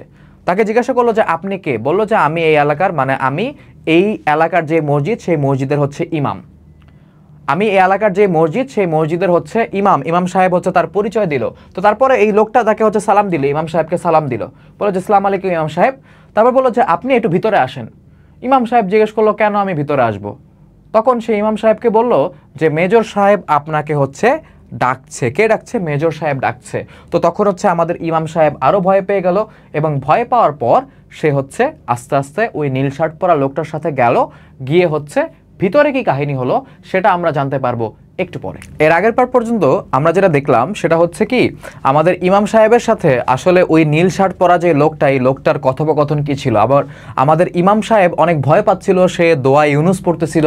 ইউনুস নবী হচ্ছে মাছের পেটে থাকার সময় যে দোয়া পড়ছিল, খুবই কার্যকর দোয়া, সেটা পড়তেছিল যাতে হচ্ছে আল্লাহ তাআলা তাকে রক্ষা করেন বা তার সাথে যদি মানে খুব ভয়ানক কিছু না হয় সেটার জন্য সে দোয়া করতে থাকে।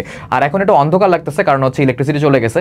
তো এখানে যে লাইটটা আছে, লাইটটা অফ হয়ে গেছে, সমস্যা নেই, আমার চেহারা না দেখতে পারলেও কিছু আসে যায় না, তোমরা হচ্ছে বোর্ডটা দেখতে পারলেই হচ্ছে। তো দেখো এরপরে আসলে আমরা উপন্যাসের হচ্ছে পরের যে পার্টটুকু, সেই পরের পার্টটুকে যদি আমরা যাই, দেখো 4 নম্বর পার্টে আমরা আজিজ মাস্টারের যে পার্টটা দেখব, সেটা হচ্ছে আজিজ মাস্টারের এমনিতেই হচ্ছে অনিদ্রা রোগ আছে। কি রোগ আছে? অনিদ্রা রোগ আছে। অনিদ্রা রোগ মানে কি? তার রাতের বেলা হচ্ছে ঠিক মতো ঘুম আসে না। তো সে ঘুমাতে যায় হচ্ছে কি তোমার সকালের দিকে বা ভোর দিকে হচ্ছে ঘুমাতে যায়। তো সেই রাতে আসলে আজিজ মাস্টারের ঘুমটা ভেঙে গেল ভোরের আলো ফোটার আগেই। মানে সে হচ্ছে ভোরের আলো ফোটার আগে, মানে সকালের সূর্য ওঠার আগেই হচ্ছে তাকে ঘুম থেকে উঠতে হলো। কারণ কি? তার দরজায় হচ্ছে কেউ খুব জোরে জোরে কড়া নাড়ছিল, খুব জোরে জোরে দরজায় হচ্ছে কেউ কড়া নাড়ছিল। তো সে দরজা খুলে দেখলো যে আসলে স্কুলের যে দপ্তরি এবং দারোয়ান, স্কুলের যে দপ্তরি মানে কি, যে স্কুলের নর্মাল কাজকর্ম করে। আর ওই স্কুলে হচ্ছে অত মানুষ নাই, কারণ আমরা হচ্ছে একটু আগে দেখছি যে আমাদের আজিজ মাস্টার হচ্ছে স্কুলের হেডমাস্টার, কিন্তু আসলে কাগজে কলমে টিচার থাকার কথা ছিল 3 জন। পুরা প্রাইমারি স্কুল, যে প্রাইমারি স্কুলটা হচ্ছে সরকার তৈরি করে দিছে ওই জায়গার বাচ্চা কাচ্চারা যাতে হচ্ছে পড়াশোনা করে মানুষ হতে পারে, সেই জন্য সেই স্কুলে টিচার থাকার দরকার ছিল হচ্ছে 3 জন, কিন্তু আছে টিচার শুধুমাত্র 1 জন, যে হচ্ছে কি আমাদের আজিজ মাস্টার। তো দপ্তরি রাসমোহন এসেছে। কে এসেছে? রাসমোহন হচ্ছে ওই দপ্তরি আর দারোয়ানের নাম। দপ্তরি এবং দারোয়ান একজনই, রাসমোহন। রাসমোহন এসে খুবই মনে করো বিচলিত অবস্থা, মনে করো ঘেমে টেমে গেছে এরকম একটা অবস্থা, ভয় পেয়ে আছে। তো তখন আজিজ মাস্টার জিজ্ঞেস করলো যে রাসমোহন হইছেটা কি, তোমার কি হয়েছে? বলে যে স্যার আপনি তাড়াতাড়ি চলেন, স্কুলে হচ্ছে মিলিটারি আসছে এবং মিলিটারির যে কমান্ডার সে আপনাকে ডাকতেছে। আজিজ মাস্টার বলে কি মানে পাগলের বিলাপ শুরু করছো তুমি, এগুলা কোনো কথা হইলো? স্কুলে মিলিটারি আসছে এত রাতের বেলা, তুমি আইসা এখানে হচ্ছে আমাকে ঘুম থেকে ভাঙায় উঠাইলো। তো রাসমোহন বলতেছে যে স্যার আসলেই ব্যাপারটা সিরিয়াস, আপনি চলেন, আপনাকে যেতে বলা হয়েছে। মানে আদতে ব্যাপারটা হয়েছে মেজর এজাজ তার বাহিনী নিয়ে হচ্ছে স্কুল কম্পাউন্ডে আসছে। স্কুল কম্পাউন্ড মানে হচ্ছে স্কুলের যে বিল্ডিং, সেই বিল্ডিংয়ে আসছে, এসে হচ্ছে ওই জায়গায় ঘাঁটি স্থাপন করছে এবং আমাদের রাসমোহনকে তুলে বলছে যাও হেডমাস্টারকে ডেকে নিয়ে আসো। তো রাসমোহন এসে আমাদের হেডমাস্টারকে এই তোমার মনে করো যে নিউজটা দিয়েছে।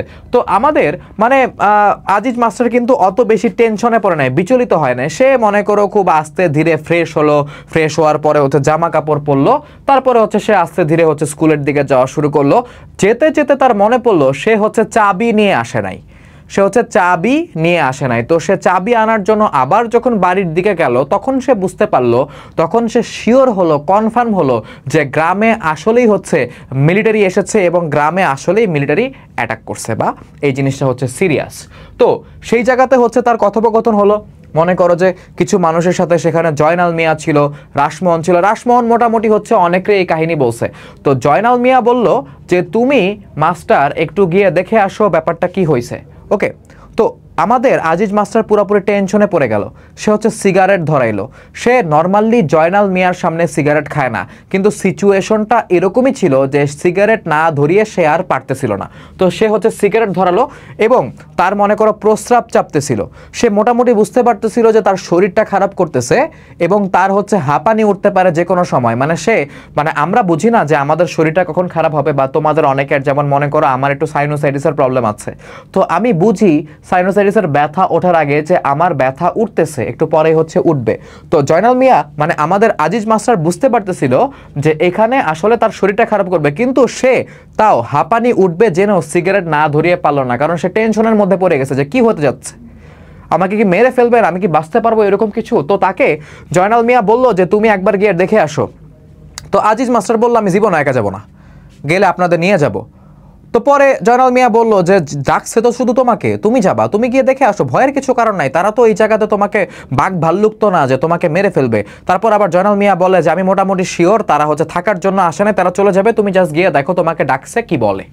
এখন জয়নাল মিয়াও তো ভয় পাইতেছে, সেটা তো আর জয়নাল মিয়া বলতে পারে না, তাই না?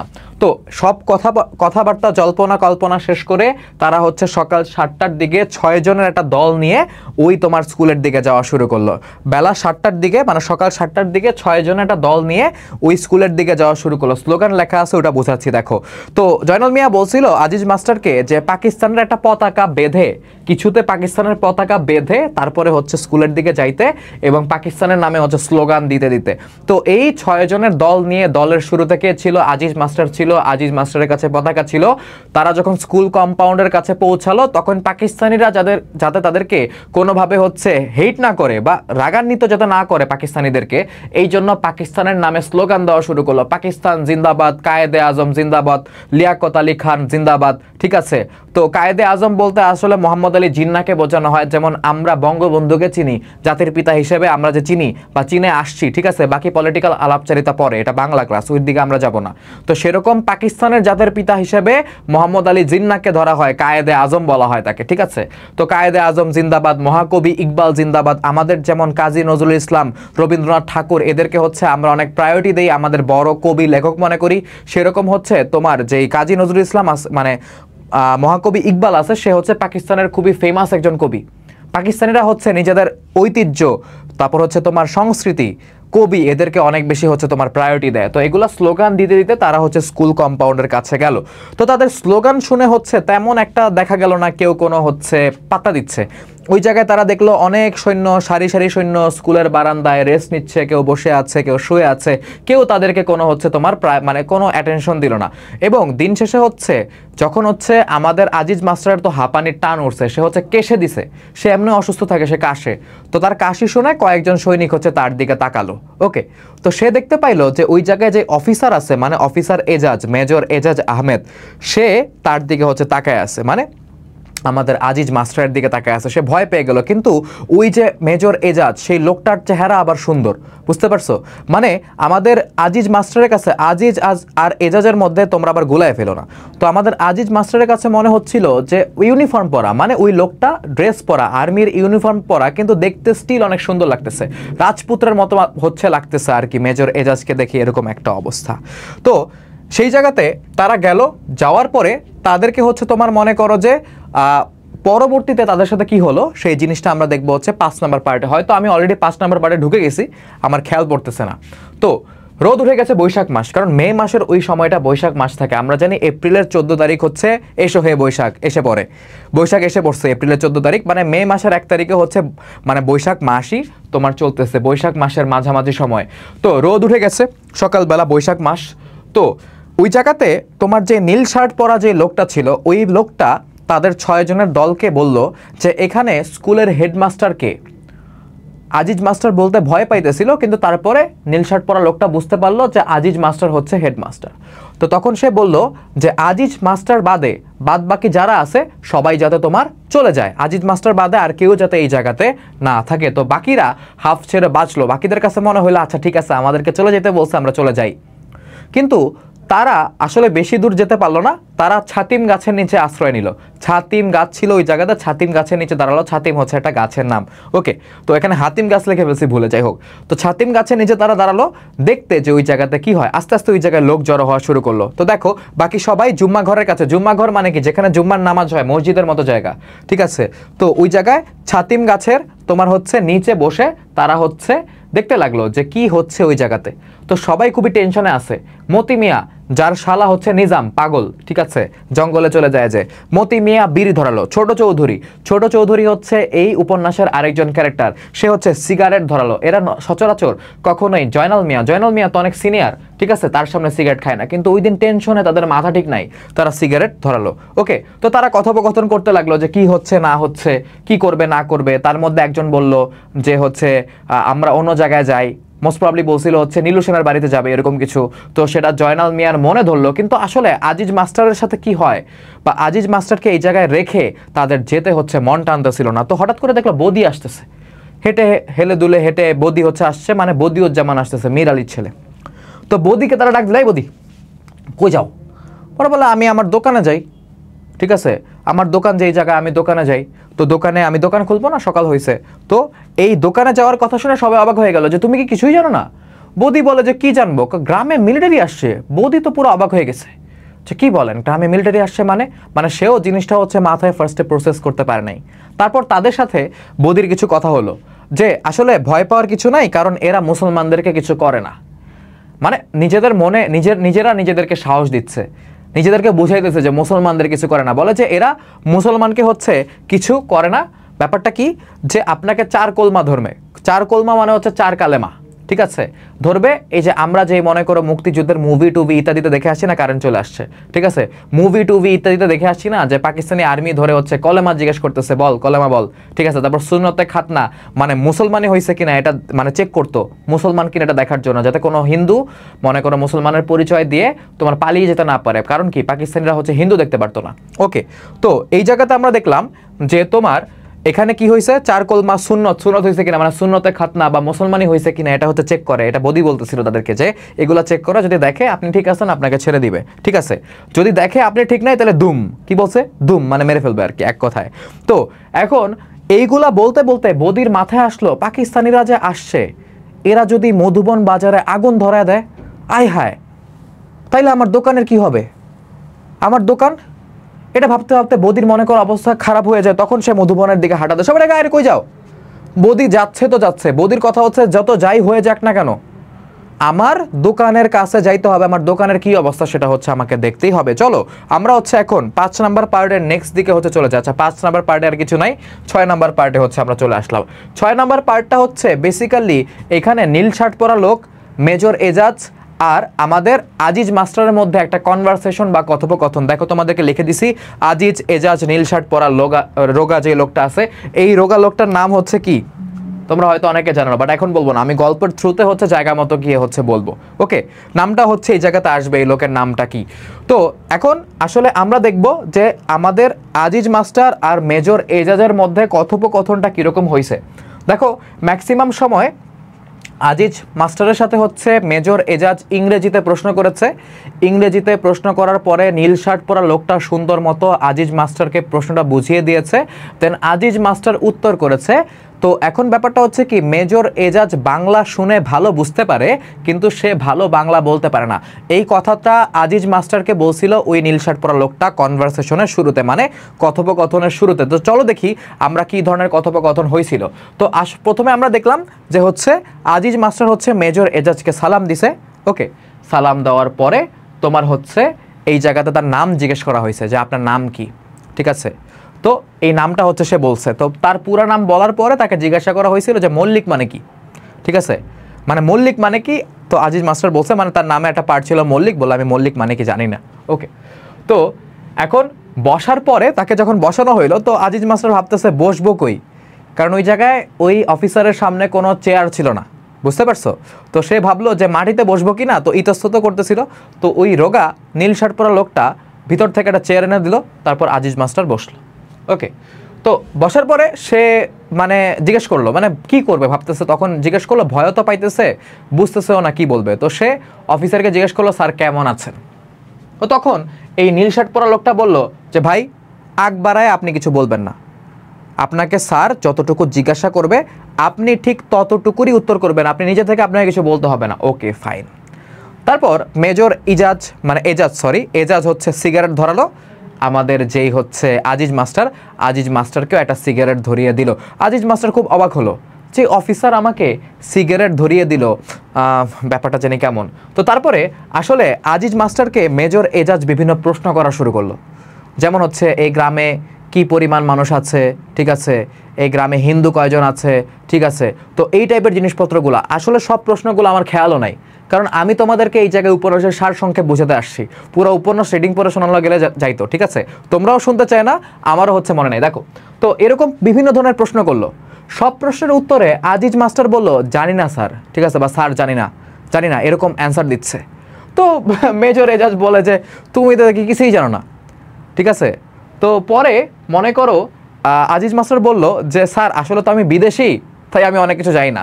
তো তখন মেজর এজাজ তাকে বললো যে তুমি বিদেশি মানে তুমি কি পাকিস্তানি না, মানে আসলে এখানে আজিজ মাস্টার তো বিদেশি বলতে বুঝাইছে সে এই গ্রামের লোক না, সে বাইরে থেকে আসছে।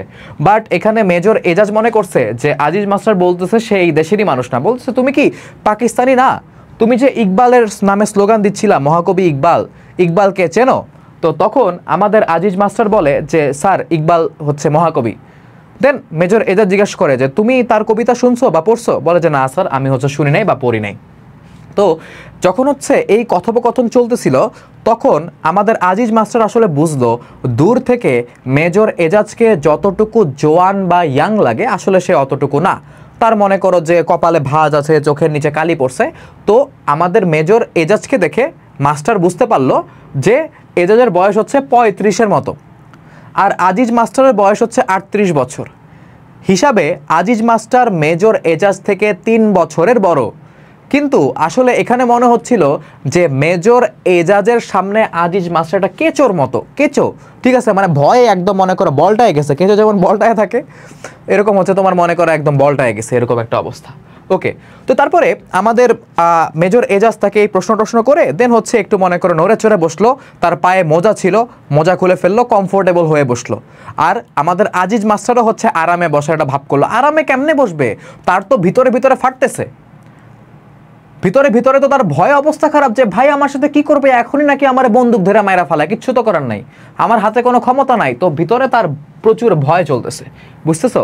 তো এর আগে ধরো যখন হচ্ছে তোমার আজিজ মাস্টার মেজর এজাজকে দেখছিল, তখন দেখছিল যে মেজর এজাজ চেয়ারে বসে অন্য কিছু একটার উপর পা তুলে আরাম করে বসে আছে, তাকে দেখে টায়ার্ড লাগতেছে। কারণ তারা ওই মনে করো মাইলের পর মাইল রাস্তা পাড়ি দিয়ে এই গ্রামটার মধ্যে ঢুকছে, তো অবশ্যই তারা হচ্ছে টায়ার্ড, তাদের তো অনেক এনার্জি থাকার কথা না, তাই না? আবার নতুন পরিবেশ, পাকিস্তানে তারা যে পরিবেশ দেখে বড় হয়েছে বা যে পরিবেশে তারা বসবাস করে, এই পূর্ব বাংলা বা বাংলাদেশের পরিবেশ তো ওরকম না, তাই না? তো তারপর মেজর এজাজ হচ্ছে আবার আমাদের মাস্টারকে প্রশ্ন করা শুরু করলো যে তোমাদের গ্রামে কি মুক্তি বাহিনী আছে? আজিজ মাস্টার বলে যে মানে না স্যার, মুক্তি বাহিনী তো নাই। তুমি শিওর? তো আজিজ মাস্টার বলছে যে মনে করো যে না স্যার আমি শিওর, মুক্তি বাহিনী নাই। তখন মেজর এজাজ একটু মুচকি হাসলো। আসলে আমাদের আজিজ মাস্টার বুঝলো না যে তখন আসলে এজাজ মানে মেজর এজাজ কেন হাসছে। ওকে, এজাজ আর আজিজ বলতে বলতে আমার জিব্বা টায়ার্ড হয়ে যাচ্ছে ভাই, উচ্চারণ করতে করতে। একটু আলাদা নাম হইলে পারতো না, একই রকম নাম। তো তখন হচ্ছে তাকে এটা সেটা জিজ্ঞেস করলো যে মুক্তি বাহিনী আছে কিনা। বলতেছে মাস্টার বলতেছে না নাই। মুজিব শেখ মুজিবের লোক আছে কিনা, বলা যায় না আসার নাই। এইখানে গ্রামে হচ্ছে সবাই মোটামুটি ভালো মানুষ, আমি মোটামুটি সবাইকে হচ্ছে চিনি। এই সব মানুষের মধ্যে হচ্ছে এরকম ঝামেলার মুক্তি বাহিনী বা মুজিববাদী এরকম মানুষজন হচ্ছে নাই। এটা হচ্ছে সে মেজর এজাজকে বলল, ঠিক আছে? তো মেজর এজাজের কাছে যখন বসলো তখন হচ্ছে আমাদের আজিজ মাস্টারের মনে হলো যে তার চোখগুলা হচ্ছে অন্যরকম, মানে মেজর এজাজের চোখগুলা হচ্ছে অন্যরকম, মানে একটা বিড়ালের চোখের মতো সুন্দর চোখ আর কি। পাকিস্তানিদের চোখ একটু অন্যরকম হয় না, দেখছো না, এরকম। তো তারপরে মেজর এজাজ কথাবার্তার এক পর্যায়ে মেজর আজিজকে বলল, আচ্ছা তুমি কি কফি খাবা, তুমি কি কফি খাও? তো এখন মানা তো করা যাচ্ছে না, সে মানা করতে পারতেছে না। দেন জিজ্ঞেস করলো তুমি কি কফির সাথে ক্রিম খাও? মানে মাস্টারকে মেজর জিজ্ঞেস করলো তুমি কি কফির সাথে ক্রিম খাও? এখন মাস্টার মানে কিছু না বুঝে মাথা নাড়ালো, তো তাকে কফি এনে দেওয়া হলো, ঠিক আছে? তো কফি সে মনে করো চুকচুক করে খাচ্ছিল। কফির যেই হচ্ছে কাপটা, এটা রাখবে কি রাখবে না, মানে হাতে থেকে নামাইলে যদি আবার কিছু বলে, ঠিক আছে, হাতে থেকে নামালে যদি আবার কিছু বলে, এই ভয়ে হচ্ছে সে কাপটাও হাত থেকে রাখতেছিল না। মানে কে, আমাদের আজিজ মাস্টার হচ্ছে কাপটা হাত থেকে রাখতেছিল না। কফির স্বাদ খুবই বিস্বাদ, কফির তিতা না, কফি তো খেতে তিতা, কফি তো মজা না, কফি তো মানুষ মজার জন্য খায় না, আমরা মজা বানাই বিভিন্ন ক্রিম টিম, ঠিক আছে, তারপর চিনি টিনি মানে তোমার সুগার কিউব ইত্যাদি হচ্ছে মিশিয়ে হচ্ছে মিষ্টি বানাই। কফি তো আসলে তিতা, তো খেতে অত মজা না, এটা হচ্ছে এই জন্য বলছে বিস্বাদ। তো তারপরে মেজর এজাজ আমাদের আজিজ মাস্টারকে বলতেছিল যে দেখো আজিজ, আমাদের ব্যাপারে হচ্ছে ভারতীয় বেতার, বেতার মানে রেডিও, তখন তো আর টিভি চ্যানেল ছিল না অত বেশি, মানে রেডিওতেই বেশি খবর আসতো। আমাদের নামে হচ্ছে উল্টাপাল্টা খবর ছড়াচ্ছে, আমরা নাকি হচ্ছে মুক্তি বাহিনীকে কুড়াল দিয়ে কুপিয়ে মেরে ফেলছি, ঠিক আছে, আমরা কি এটা করতে পারি বলো? তখন আজিজ মাস্টার বলে যে কিছু বলে না, চুপচাপ। তখন কিছুক্ষণ পর মেজর এজাজই বলতেছে দেখো আমরা সৈনিক, আমরা করলে গুলি করব, আমরা গুলি করে মারবো, আমরা তো আর কাঠুরে না যে কাঠ কাটে, যে কুড়াল দিয়ে কোপায় হচ্ছে মানুষকে মেরে ফেলবো, তাই না? তো এই জিনিসটা হচ্ছে সে বলে। তো তারপরে আজিজ মাস্টারকে মেজর এজাজ জিজ্ঞাসা করে এই যে বেতারে যেই খবরগুলা হচ্ছে প্রচার হয়, রেডিওতে যে নিউজগুলা প্রচার করতেছে ইন্ডিয়ান মিডিয়া, মানে তখন খবর কি প্রচার হতো? সত্যি খবরই তো প্রচার হতো যে পাকিস্তানিরা বাংলাদেশে ঢুকে বাংলাদেশের মানুষকে নির্বিচারে মারতেছে, তাই না? এই খবরগুলাই তো তোমার প্রচার হতো, এই খবরগুলো রেডিওতে প্রচার হতো, এবং আজিজ মাস্টারের বাসায় একটা রেডিও ছিল এবং সে এই খবরগুলো শুনতো। তো তখন হচ্ছে আজিজ মাস্টারকে মেজর এজাজ বলে যে এই যে খবরগুলো প্রচারিত হয়, এগুলো তো হয়তো তুমি শোনো না, তাই না আজিজ? তুমি তো হয়তো এই খবরগুলো শোনো না। তো আজিজ মাস্টার তখন বলল যে মাঝে মাঝে শুনি স্যার, মানে আমি মাঝে মাঝে শুনি। তো তখন আজিজ মাস্টারকে মেজর বলল তো তুমি হয়তো শুনলেও হয়তো এগুলো বিশ্বাস করো না, তাই না? তোমার তো হয়তো এগুলো বিশ্বাস হয় না।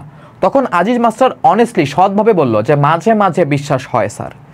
তখন আমাদের মেজর হচ্ছে অবাক হয়ে বলল, আজিজ তুমি সৎ লোক, তোমার জায়গায় অন্য কেউ হইলে বলতো যে স্যার শুনিও না, বিশ্বাসও করি না, বাট তুমি সৎ লোক, আমি বুঝতে পারছি, তাই তুমি আমাকে এই সত্যি কথাটা সাহস নিয়ে বলছো যে তুমি এগুলা মাঝে মধ্যে বিশ্বাসও করো। তখন জিজ্ঞেস করলো, তোমার বাসায় তাহলে রেডিও আছে তাই না? আর কার বাসায় হচ্ছে এই যে তোমার হচ্ছে ট্রান্সমিটার আছে? ট্রান্সমিটার মানে হচ্ছে ওই রেডিওর মতো, ঠিক আছে? রেডিও ট্রান্সমিটার মানে সিগন্যাল আসে শোনা যায় এরকম একটা জিনিস, আমি যতদূর জানি। তো আর কার কার বাসায় ট্রান্সমিটার আসে? সে বলল যে এখানে যে হচ্ছে যে লোক, মানে গ্রামের যে হচ্ছে তোমার সবচাইতে বড় লোক যে ব্যক্তি, ঠিক আছে, মানে আমাদের মালার যে বাবা, ঠিক আছে, তার, আরে নামটা ভুলে গেলাম, এটা কোনো কথা? নামটা দ্বারা হচ্ছে একটু মনে করা দরকার। সি এত কিছু পড়াইতে গিয়ে নাম ভুলে গেছে। জয়নাল মিয়া, সি সি সি সি আস্তাগফিরুল্লাহ। জয়নাল মিয়ার বাড়িতে আছে এবং সম্ভবত নীলু সেনের বাড়িতে হচ্ছে আছে। কোথায় আছে? নীলু সেনের বাড়িতে হচ্ছে আছে। তো সে ইনফরমেশনটা নিয়ে নিল। মেজর এজাজ আসলে কোন তথ্য কেন নিচ্ছে এটা আমাদের আজিজ মাস্টার বুঝতেছিল না, কিন্তু সে যা জিজ্ঞেস করতেছিল বলতেছিল। ওকে, তো তারপরে মানে আমাদের এজাজ বললো যে স্যার আমি তাহলে হচ্ছে এখন, মানে এজাজকে আজিজ মাস্টার বললো স্যার আমি যাই। এজাজ বললো যাও। তো আজিজ মাস্টার যাওয়া শুরু করলো। 30 গজের মতো হচ্ছে গেল। যাওয়ার আগে সালাম দিয়ে গেছিল, আবার 30 গজ যাওয়ার পরে কি মনে করে জানি আবার পিছনের দিকে ফিরে তাকাইছিল আমাদের আজিজ মাস্টার। এই ভুলটা সে হচ্ছে করে ফেলছিল। এই ভুলের জন্য তার আসলে কি খেসারত দিতে হয় সেটা হচ্ছে আমরা দেখব। তো তখন পিছনের দিকে তাকিয়ে দেখলো যে মেজর এজাজ তখনও তার দিকে হচ্ছে আমরা তাকায় আছে একদম তীক্ষ্ণ দৃষ্টিতে। এখন চোখে চোখ পড়ে গেছে, কিছু তো বলতে হবে। তো আজিজ মাস্টার সালাম দিল। সালাম দেওয়ার পরে দেখলো যে তাকে আবার ডাকা হচ্ছে যে আসেন। এবার সে আবার গেল। যাওয়ার পরে তাকে ডাকা হওয়ার পর সে যখন গেল, যাওয়ার পরে হচ্ছে মেজর এজাজ তাকে জিজ্ঞাসা করলো, শুনছি তুমি নাকি কবিতা লেখো। তো মাস্টার তো অবাক হয়ে গেছে যে আমি কবিতা লিখি, এই লোক গ্রামে আসলো ভোরবেলা, কিভাবে জানলো? তো তখন হচ্ছে মেজর এজাজ বলল, তোমাদের গ্রামের যে ইমাম সাহেব, মসজিদের যে ইমাম সাহেব, সেই ইমাম সাহেব আমাকে তোমার ব্যাপারে বলছে যে তুমি হচ্ছে কবিতা লেখো, ঠিক আছে? তো একটা কবিতা শোনাও তো, রিসেন্ট, মানে বলছে যে সাম্প্রতিক তুমি যা লেখছো রিসেন্ট হচ্ছে এরকম কোন একটা কবিতা আমাকে শোনাও। তো আসলে আমাদের আজিজ মাস্টার ইতস্তত করতেছিল, যে মানে কনফিউজ ছিল যে বলবে কি বলবে না, কবিতা শোনাবে কি শোনাবে না। তাও সে হচ্ছে একটা কবিতা, সুন্দর একটা কবিতা, 4 লাইনের কবিতা, 4 লাইন সে হচ্ছে শোনালো। তো শোনানোর পরে সে হচ্ছে জিজ্ঞাসা করলো যে কবিতা যে তুমি বললা, কবিতা তো তুমি খুব ভালোই বলছো, এই কবিতা তুমি কাকে নিয়ে লেখছো? এই কবিতাতে একটা মেয়ের কথা তুমি বলছো, ভালোবাসার কথা, সে তুমি কাকে নিয়ে লেখছো? তখন সে আমাদের মাস্টার জবাব দিল যে আমি মালাকে নিয়ে হচ্ছে কবিতা লিখছি। তো পরে বলে যে এই মালাটাকে, ঠিক আছে, এই মালাকে নিয়ে যে কবিতা লেখছো, এই মালাটাকে তুমি ভালোবাসো, পছন্দ করো। তো আসলে আমাদের মাস্টার অনেক লজ্জা পাচ্ছিল এখানে কথা বলতে, ঠিক আছে? বিয়ে করতে চাও, জিজ্ঞেস করছো তুমি কি এই মেয়েকে বিয়ে করতে চাও? তখন হচ্ছে আজিজ মাস্টার চুপ হয়ে যায়। তো তখন তাকে জিজ্ঞাসা করা, বারবার জিজ্ঞাসা করা হচ্ছিল, মানে আজিজ মাস্টারকে একটা কোশ্চেন করলে সে অ্যান্সার দিচ্ছিল না, যখন সেম কোশ্চেন 2বার জিজ্ঞেস করতেছিল তখন সে হচ্ছে অ্যান্সার দিচ্ছিল। তো তখন তাকে জিজ্ঞাসা করা হলো, মেজর এজাজ জিজ্ঞেস করতেছে বয়স কত? আজিজ মাস্টার বলে হচ্ছে 13-14। পরে বলেছে এই মেয়ের, মানে এই মেয়ে কে, মানে এই মেয়ের বাবা কে, বাবার নাম কি? তখন অনেক ইতস্তত করে, অনেক হচ্ছে আমতা করে আমাদের আজিজ মাস্টার বলে যে বাবা হচ্ছে জয়নাল মিয়া, ঠিক আছে, মানে এই মেয়ের বাবা হচ্ছে জয়নাল মিয়া। তো তখন আজিজ মাস্টারকে মেজর এজাজ বলে, তুমি কি রাগ করতেছো আমার সাথে? কারণ তুমি এতক্ষণ খুব সুন্দর করে কথা বলতেছিলা, তুমি এখন হচ্ছে ঠিক মতো অ্যান্সার দিচ্ছ না, তোমাকে এক জিনিস 2বার জিজ্ঞাসা করা হচ্ছে, ইভেন তুমি আমাকে স্যার বলতেছো না, ঠিক আছে? তখন আমাদের মানে আজিজ মাস্টার বলে যে জি না স্যার, আমি হচ্ছে আপনার উপরে রাগ করি নাই। তো এই যে রাগ করেছো, তারপরে এই পার্টটা আছে, এই পার্টের পরে আমরা কি দেখতেছি? এই পার্টের পরে হচ্ছে আজিজ মাস্টারকে একটা অবাক করার মতো কথা বলে মেজর এজাজ, বলে তুমি এই মেয়েকে বিয়ে করতে চাও তাই না? তোমাকে এই মেয়ের সাথে আমি বিয়ে করায় দিব। মাস্টার তো বলে মানে আমাকে এই মেয়ের সাথে বিয়ে করায় দিবে, মানে কিছু বলতে পারতেছিল না, বলছে যে বিয়ের ব্যবস্থা করে দিচ্ছি, তোমাকে বিয়ের ব্যবস্থা করে দিচ্ছি এই মেয়ের সাথে। আজকে আমরা ব্যস্ত, আজকে আমাদের একটা অপারেশন আছে, বিকালের দিকে হচ্ছে আরও একদল সৈন্য এসে আমাদের সাথে যুক্ত হবে, আগামীকালকে তোমাকে এই মেয়ের সাথে বিয়ের ব্যবস্থা আমি করে দিচ্ছি, ঠিক আছে আজিজ? আর আমি আমার কথার বরখেলাপ করি না, আমি তোমাকে বলছি মানে এই মেয়ের সাথে তোমাকে বিয়ে আমি করাবো। এখন বিয়ে আসলে হয়েছিল নাকি অন্য কিছু হয়েছিল সেটা আমরা আস্তে আস্তে দেখতে পারবো। সাসপেন্স দিচ্ছি, কাহিনী বলতেছি তো তোমাদেরকে, এতক্ষণ ধরে আমি তোমাদেরকে কাহিনী শোনাচ্ছি, স্টোরি বলতেছি, তো সাসপেন্স না দিলে তো হয় না, তাই না? তো বিয়ের ব্যবস্থা করে দিচ্ছি। তো তারপরে আজিজ মাস্টারকে বলে, আচ্ছা ঠিক আছে আজিজ, সব বুঝলাম, এখন তোমাকে হচ্ছে আমি আরও কিছু প্রশ্ন করব, তুমি আমাকে ঠিকঠাক অ্যান্সার দিবা। এরপরে আসলে শুরু হয় সিরিয়াস প্রশ্ন, বুঝতে পারছো? তারপরে আমাদের মেজর এজাজ নিজে একটা সিগারেট ধরায় এবং হচ্ছে মেজর এই আজিজ মাস্টারকে একটা সিগারেট ধরিয়ে দেয়। জিজ্ঞেস করে, জঙ্গলার মাঠে কি আছে আজিজ? আজিজ বলে, স্যার জঙ্গল আছে, কিছু তো নাই। ঠিক আছে, তুমি কিছু জানো না এরকম কিছু? পরে আজিজ বললো যে না, আজিজ মাস্টার বললো যে না স্যার আমি তো কিছু জানি না। তখন মেজর এজাজ বলল যে আমার তো জানা মতে এখানে হচ্ছে মুক্তিবাহিনী লুকায় আছে, ইবিআর হচ্ছে ইবিআর হচ্ছে তোমার ইস্ট বেঙ্গল রাইফেলস। কি আছে তোমার? ইবিআর বা হচ্ছে তোমার ইপিআর, এখানে কি আছে? ইবিআর হচ্ছে ইস্ট বেঙ্গল রাইফেলস। তো এই যে ইবিআর এর কিছু সৈন্য হচ্ছে এই জায়গায় লুকায় আছে, আমার কাছে ইনফরমেশন আছে, এবং তারা আমাদের 2 জন অফিসারকে ধরে রাখছে। কে বলতেছে? আজ মানে মেজর এজাজ বলতেছে আমাদের 2 জন অফিসারকে ধরে রাখছে, এবং তার মধ্যে হচ্ছে আমার একজন বন্ধু আছে, আমার বন্ধুর নাম হচ্ছে মেজর বখতিয়ার, সে হচ্ছে একজন ফুটবল প্লেয়ার। মানে ওই যে ধরো আর্মিরা দেখবা হচ্ছে অনেক মানে খেলাধুলা অনেক পারদর্শী হয়, কারণ আর্মির ম্যাক্সিমাম দেখবা হচ্ছে ওই মানে তোমার ক্যাডেট কলেজ থেকে পড়ে আসছে, এদেরকে তো অনেক খেলাধুলা করায়। ইভেন আর্মিতে যে ট্রেনিং হয়, যেমন বাংলাদেশ মিলিটারি একাডেমি বিএমএতে যে ট্রেনিং হয় 3 বছর মেয়াদি অফিসারদের, ওইখানে তাদেরকে রেগুলার খেলাধুলা করতে হয়। ওকে, তো ফুটবল প্লেয়ার বলছে মেজর বখতিয়ার তার মধ্যে আছে, তাদেরকে আমরা হচ্ছে সেভ করতে হচ্ছে আসছি, আমাদের কাছে খবর আছে। আর তুমি বলতেছো জঙ্গলার মাঠ বা জঙ্গলের মধ্যে হচ্ছে কিছু নাই। ওকে, তো তখন আজিজ বললো যে স্যার আমি তো এরকম কিছু জানি না। এখন আজিজকে আসলে জানতো নাকি জানতো না সেটাও হচ্ছে আমরা দেখব। তো তখন মেজর এজাজ বলে, আচ্ছা ঠিক আছে তুমি জানো না বুঝলাম, কিন্তু আমার তো জানা মতে এই মুক্তি বাহিনী যারা মুক্তিযোদ্ধা তাদের খাবারটা যাচ্ছে এই গ্রাম থেকে, তাদের খাবার পাঠানো হচ্ছে, তাদেরকে খাবার মানে তাদের ফুড সাপ্লাই দেওয়া হচ্ছে এই গ্রাম থেকে। তখন হচ্ছে আমাদের মেজর আজিজকে হচ্ছে মাস্টার বললো যে স্যার আমি এই ব্যাপারে কিছুই জানি না স্যার, আমি কিছুই জানি না। ওকে, তো তখন মেজর এজাজ বললো, আচ্ছা ঠিক আছে তোমার আজকে যাওয়ার দরকার নাই, তুমি বরং এই পাশের ঘরটায় আজকে রাতে থেকে যাও। তখন হচ্ছে আজিজ মাস্টার ভয় পেয়ে গেল, কেন স্যার, মানে কি জন্য? পরে বলে, তুমি তো আমাদের অনেক তথ্য জেনে গেছো তাই না, এখন আমি যদি তোমাকে ছেড়ে দেই তাহলে তুমি তো মুক্তিবাহিনী বা ওদের কাছে গিয়ে তুমি এই তথ্যটা শেয়ার করে দিতে পারো যে আজকে আমরা অপারেশন করব। তো এই জন্য তোমাকে হচ্ছে ছাড়া যাবে না, তোমাকে ছেড়ে দিলে আমাদের রিস্ক আছে, তুমি বরং ওই ঘরটায় গিয়ে আজকে রাতটা কাটাও। ওই ঘরটা বিশেষ করে ছিল হচ্ছে টিচার্স রুম। কি ছিল? Teachers room. এই যে বলছে দেখো আরেকটা বড় কোম্পানি আসবে, দেন বিকালে অপারেশন, এই খবরটা তোমাকে আমি জানাই ফেলছি, তুমি অনেক তথ্য জানো, তোমাকে এখন ছাড়া যাবে না, তুমি টিচার্স রুম মানে পাশের ঘরটাতে গিয়ে আজকে রাতটা হচ্ছে থাকো। ঠিক আছে, তো আমাদের মানে আজিজ মাস্টারের কাছে এই টিচার্স রুমটা খুবই পরিচিত জায়গা, কিন্তু এই অবস্থায় আসলে আজিজ মাস্টার অনেক ভয় পেয়ে যায় এই টিচার্স রুমে ঢুকতে। মানে তার বুকের মধ্যে ভয়টা একদম ভালো মতো ধরে ফেলে যে কি হবে তার সাথে। যখন সে হচ্ছে টিচার্স রুমে গেল, তার তো অলরেডি হচ্ছে হাঁপানির প্রবলেম হচ্ছিলই। টিচার্স রুমে যাওয়ার পরে তাকে একজন ডাকলো, দেখলো যে মসজিদের ইমাম সাহেব ডাকতেছে। তার মুখটুক ফুলে আছে, ঠোঁট কেটে গেছে, ঠোঁট কেটে কাটা থেকে হচ্ছে হলুদ রস বেরোচ্ছে, যেটা মানুষের হাত পা কেটে গেলে হচ্ছে হয়। ঠিক আছে, পাঞ্জাবিতে রক্ত লেগে আছে। তো এর আগে অলরেডি আমাদের আজিজ মাস্টারের প্রচুর প্রস্রাব চেপেছিল। আমাদের ইমামকে দেখে ভয়ে আজিজ মাস্টার আর নিজের প্রস্রাবটা চেপে ধরে রাখতে পারে নাই, সে হচ্ছে প্রস্রাব করে দিছে।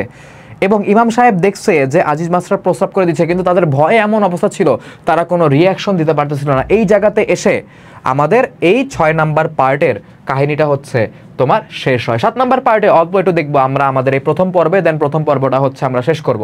ওকে, তো এই জায়গাতে আমি যথেষ্ট চেষ্টা করতেছি তোমাদেরকে ভালো মতো পড়ানোর। আলহামদুলিল্লাহ আমি অনেক মানে চিন্তা ভাবনা করে হচ্ছে নিজে লিখে টিখে একদম সুন্দর মতো নিজে নোট করে হচ্ছে এই জিনিসগুলো করাই। ধরো তোমাদেরকে হচ্ছে আমি যে পড়াচ্ছি, হ্যাঁ তোমাদেরকে যে আমি হচ্ছে পড়াচ্ছি, জিনিসটা কিন্তু মনে করো যে আমি আসলাম পড়ানো শুরু করে দিলাম এরকম না। দেখো এটা হচ্ছে আমার খাতা, ঠিক আছে, এই খাতার হচ্ছে এই যে দেখো 2 পেজ, এই 2 পেজে হচ্ছে আমি বসে বসে রিডিং পড়ে পড়ে জিনিসটা নোট করেছি যাতে কোনো কিছু মিস না যায়। তাও ধরো মানুষের মন, আমার তো আর মস্তিষ্ক ধরো হচ্ছে মানে হার্ড ড্রাইভ না কম্পিউটারে যে সব মনে থাকবে, তো সব আসলে মনে থাকে না। কিছু জিনিস হচ্ছে আমি যতটুকু চেষ্টা করেছি, আমার মাথায় যতটুকু কাহিনী আছে সবটুকু তোমাদেরকে সুন্দর মতো এই যে তোমাদের ক্লাস শুরু করার আগে এগুলো লিখে লিখে লিখে লিখে যাতে তোমরা হচ্ছে একটা জিনিসের সাথে আরেকটা জিনিসের কানেকশন করতে পারো, এই জন্য আমি চেষ্টা করেছি। ওকে, এটা হচ্ছে তোমাদের তানভীর ভাইয়া, আমি চেষ্টা করি জিনিসটা করার। আর তোমাদের যদি এর বাদে আর কোনো হচ্ছে প্রশ্ন বা হচ্ছে কিছু থাকে বা পড়াশোনা রিলেটেড কোনো কিছু তোমরা জানতে চাও, তাহলে হচ্ছে তোমরা এই পেজটা হচ্ছে দেখবা।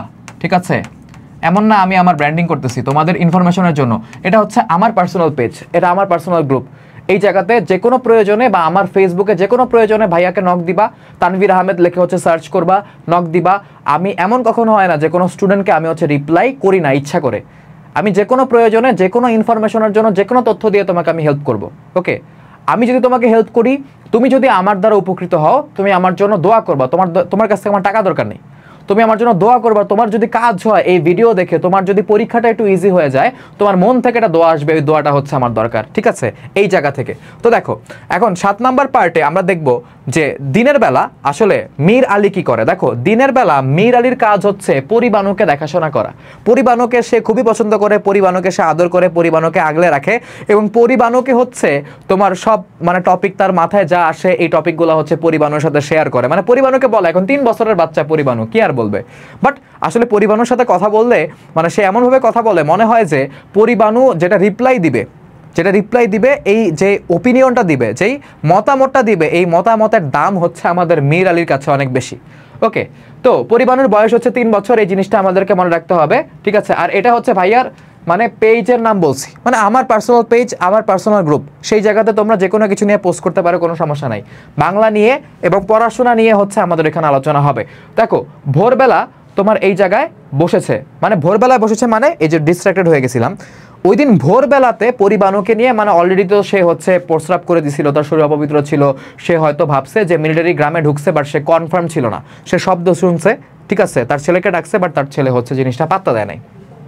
তো সেদিন ভোরবেলা পরিবানুকে নিয়ে হচ্ছে সে বসেছে, এখন তার হচ্ছে অনেক কিছু খেতে মন চাচ্ছে। ওকে, ঘরে হচ্ছে মুড়ি আছে, আম আছে, তো আসলে সে এগুলা খেতে চাচ্ছে, বাট হচ্ছে দিন শেষে মানে সে খেতে পারতেছে না, কারণ তার ছেলের বউ অনুফা হচ্ছে তাকে এই জিনিসগুলো দেয় নাই।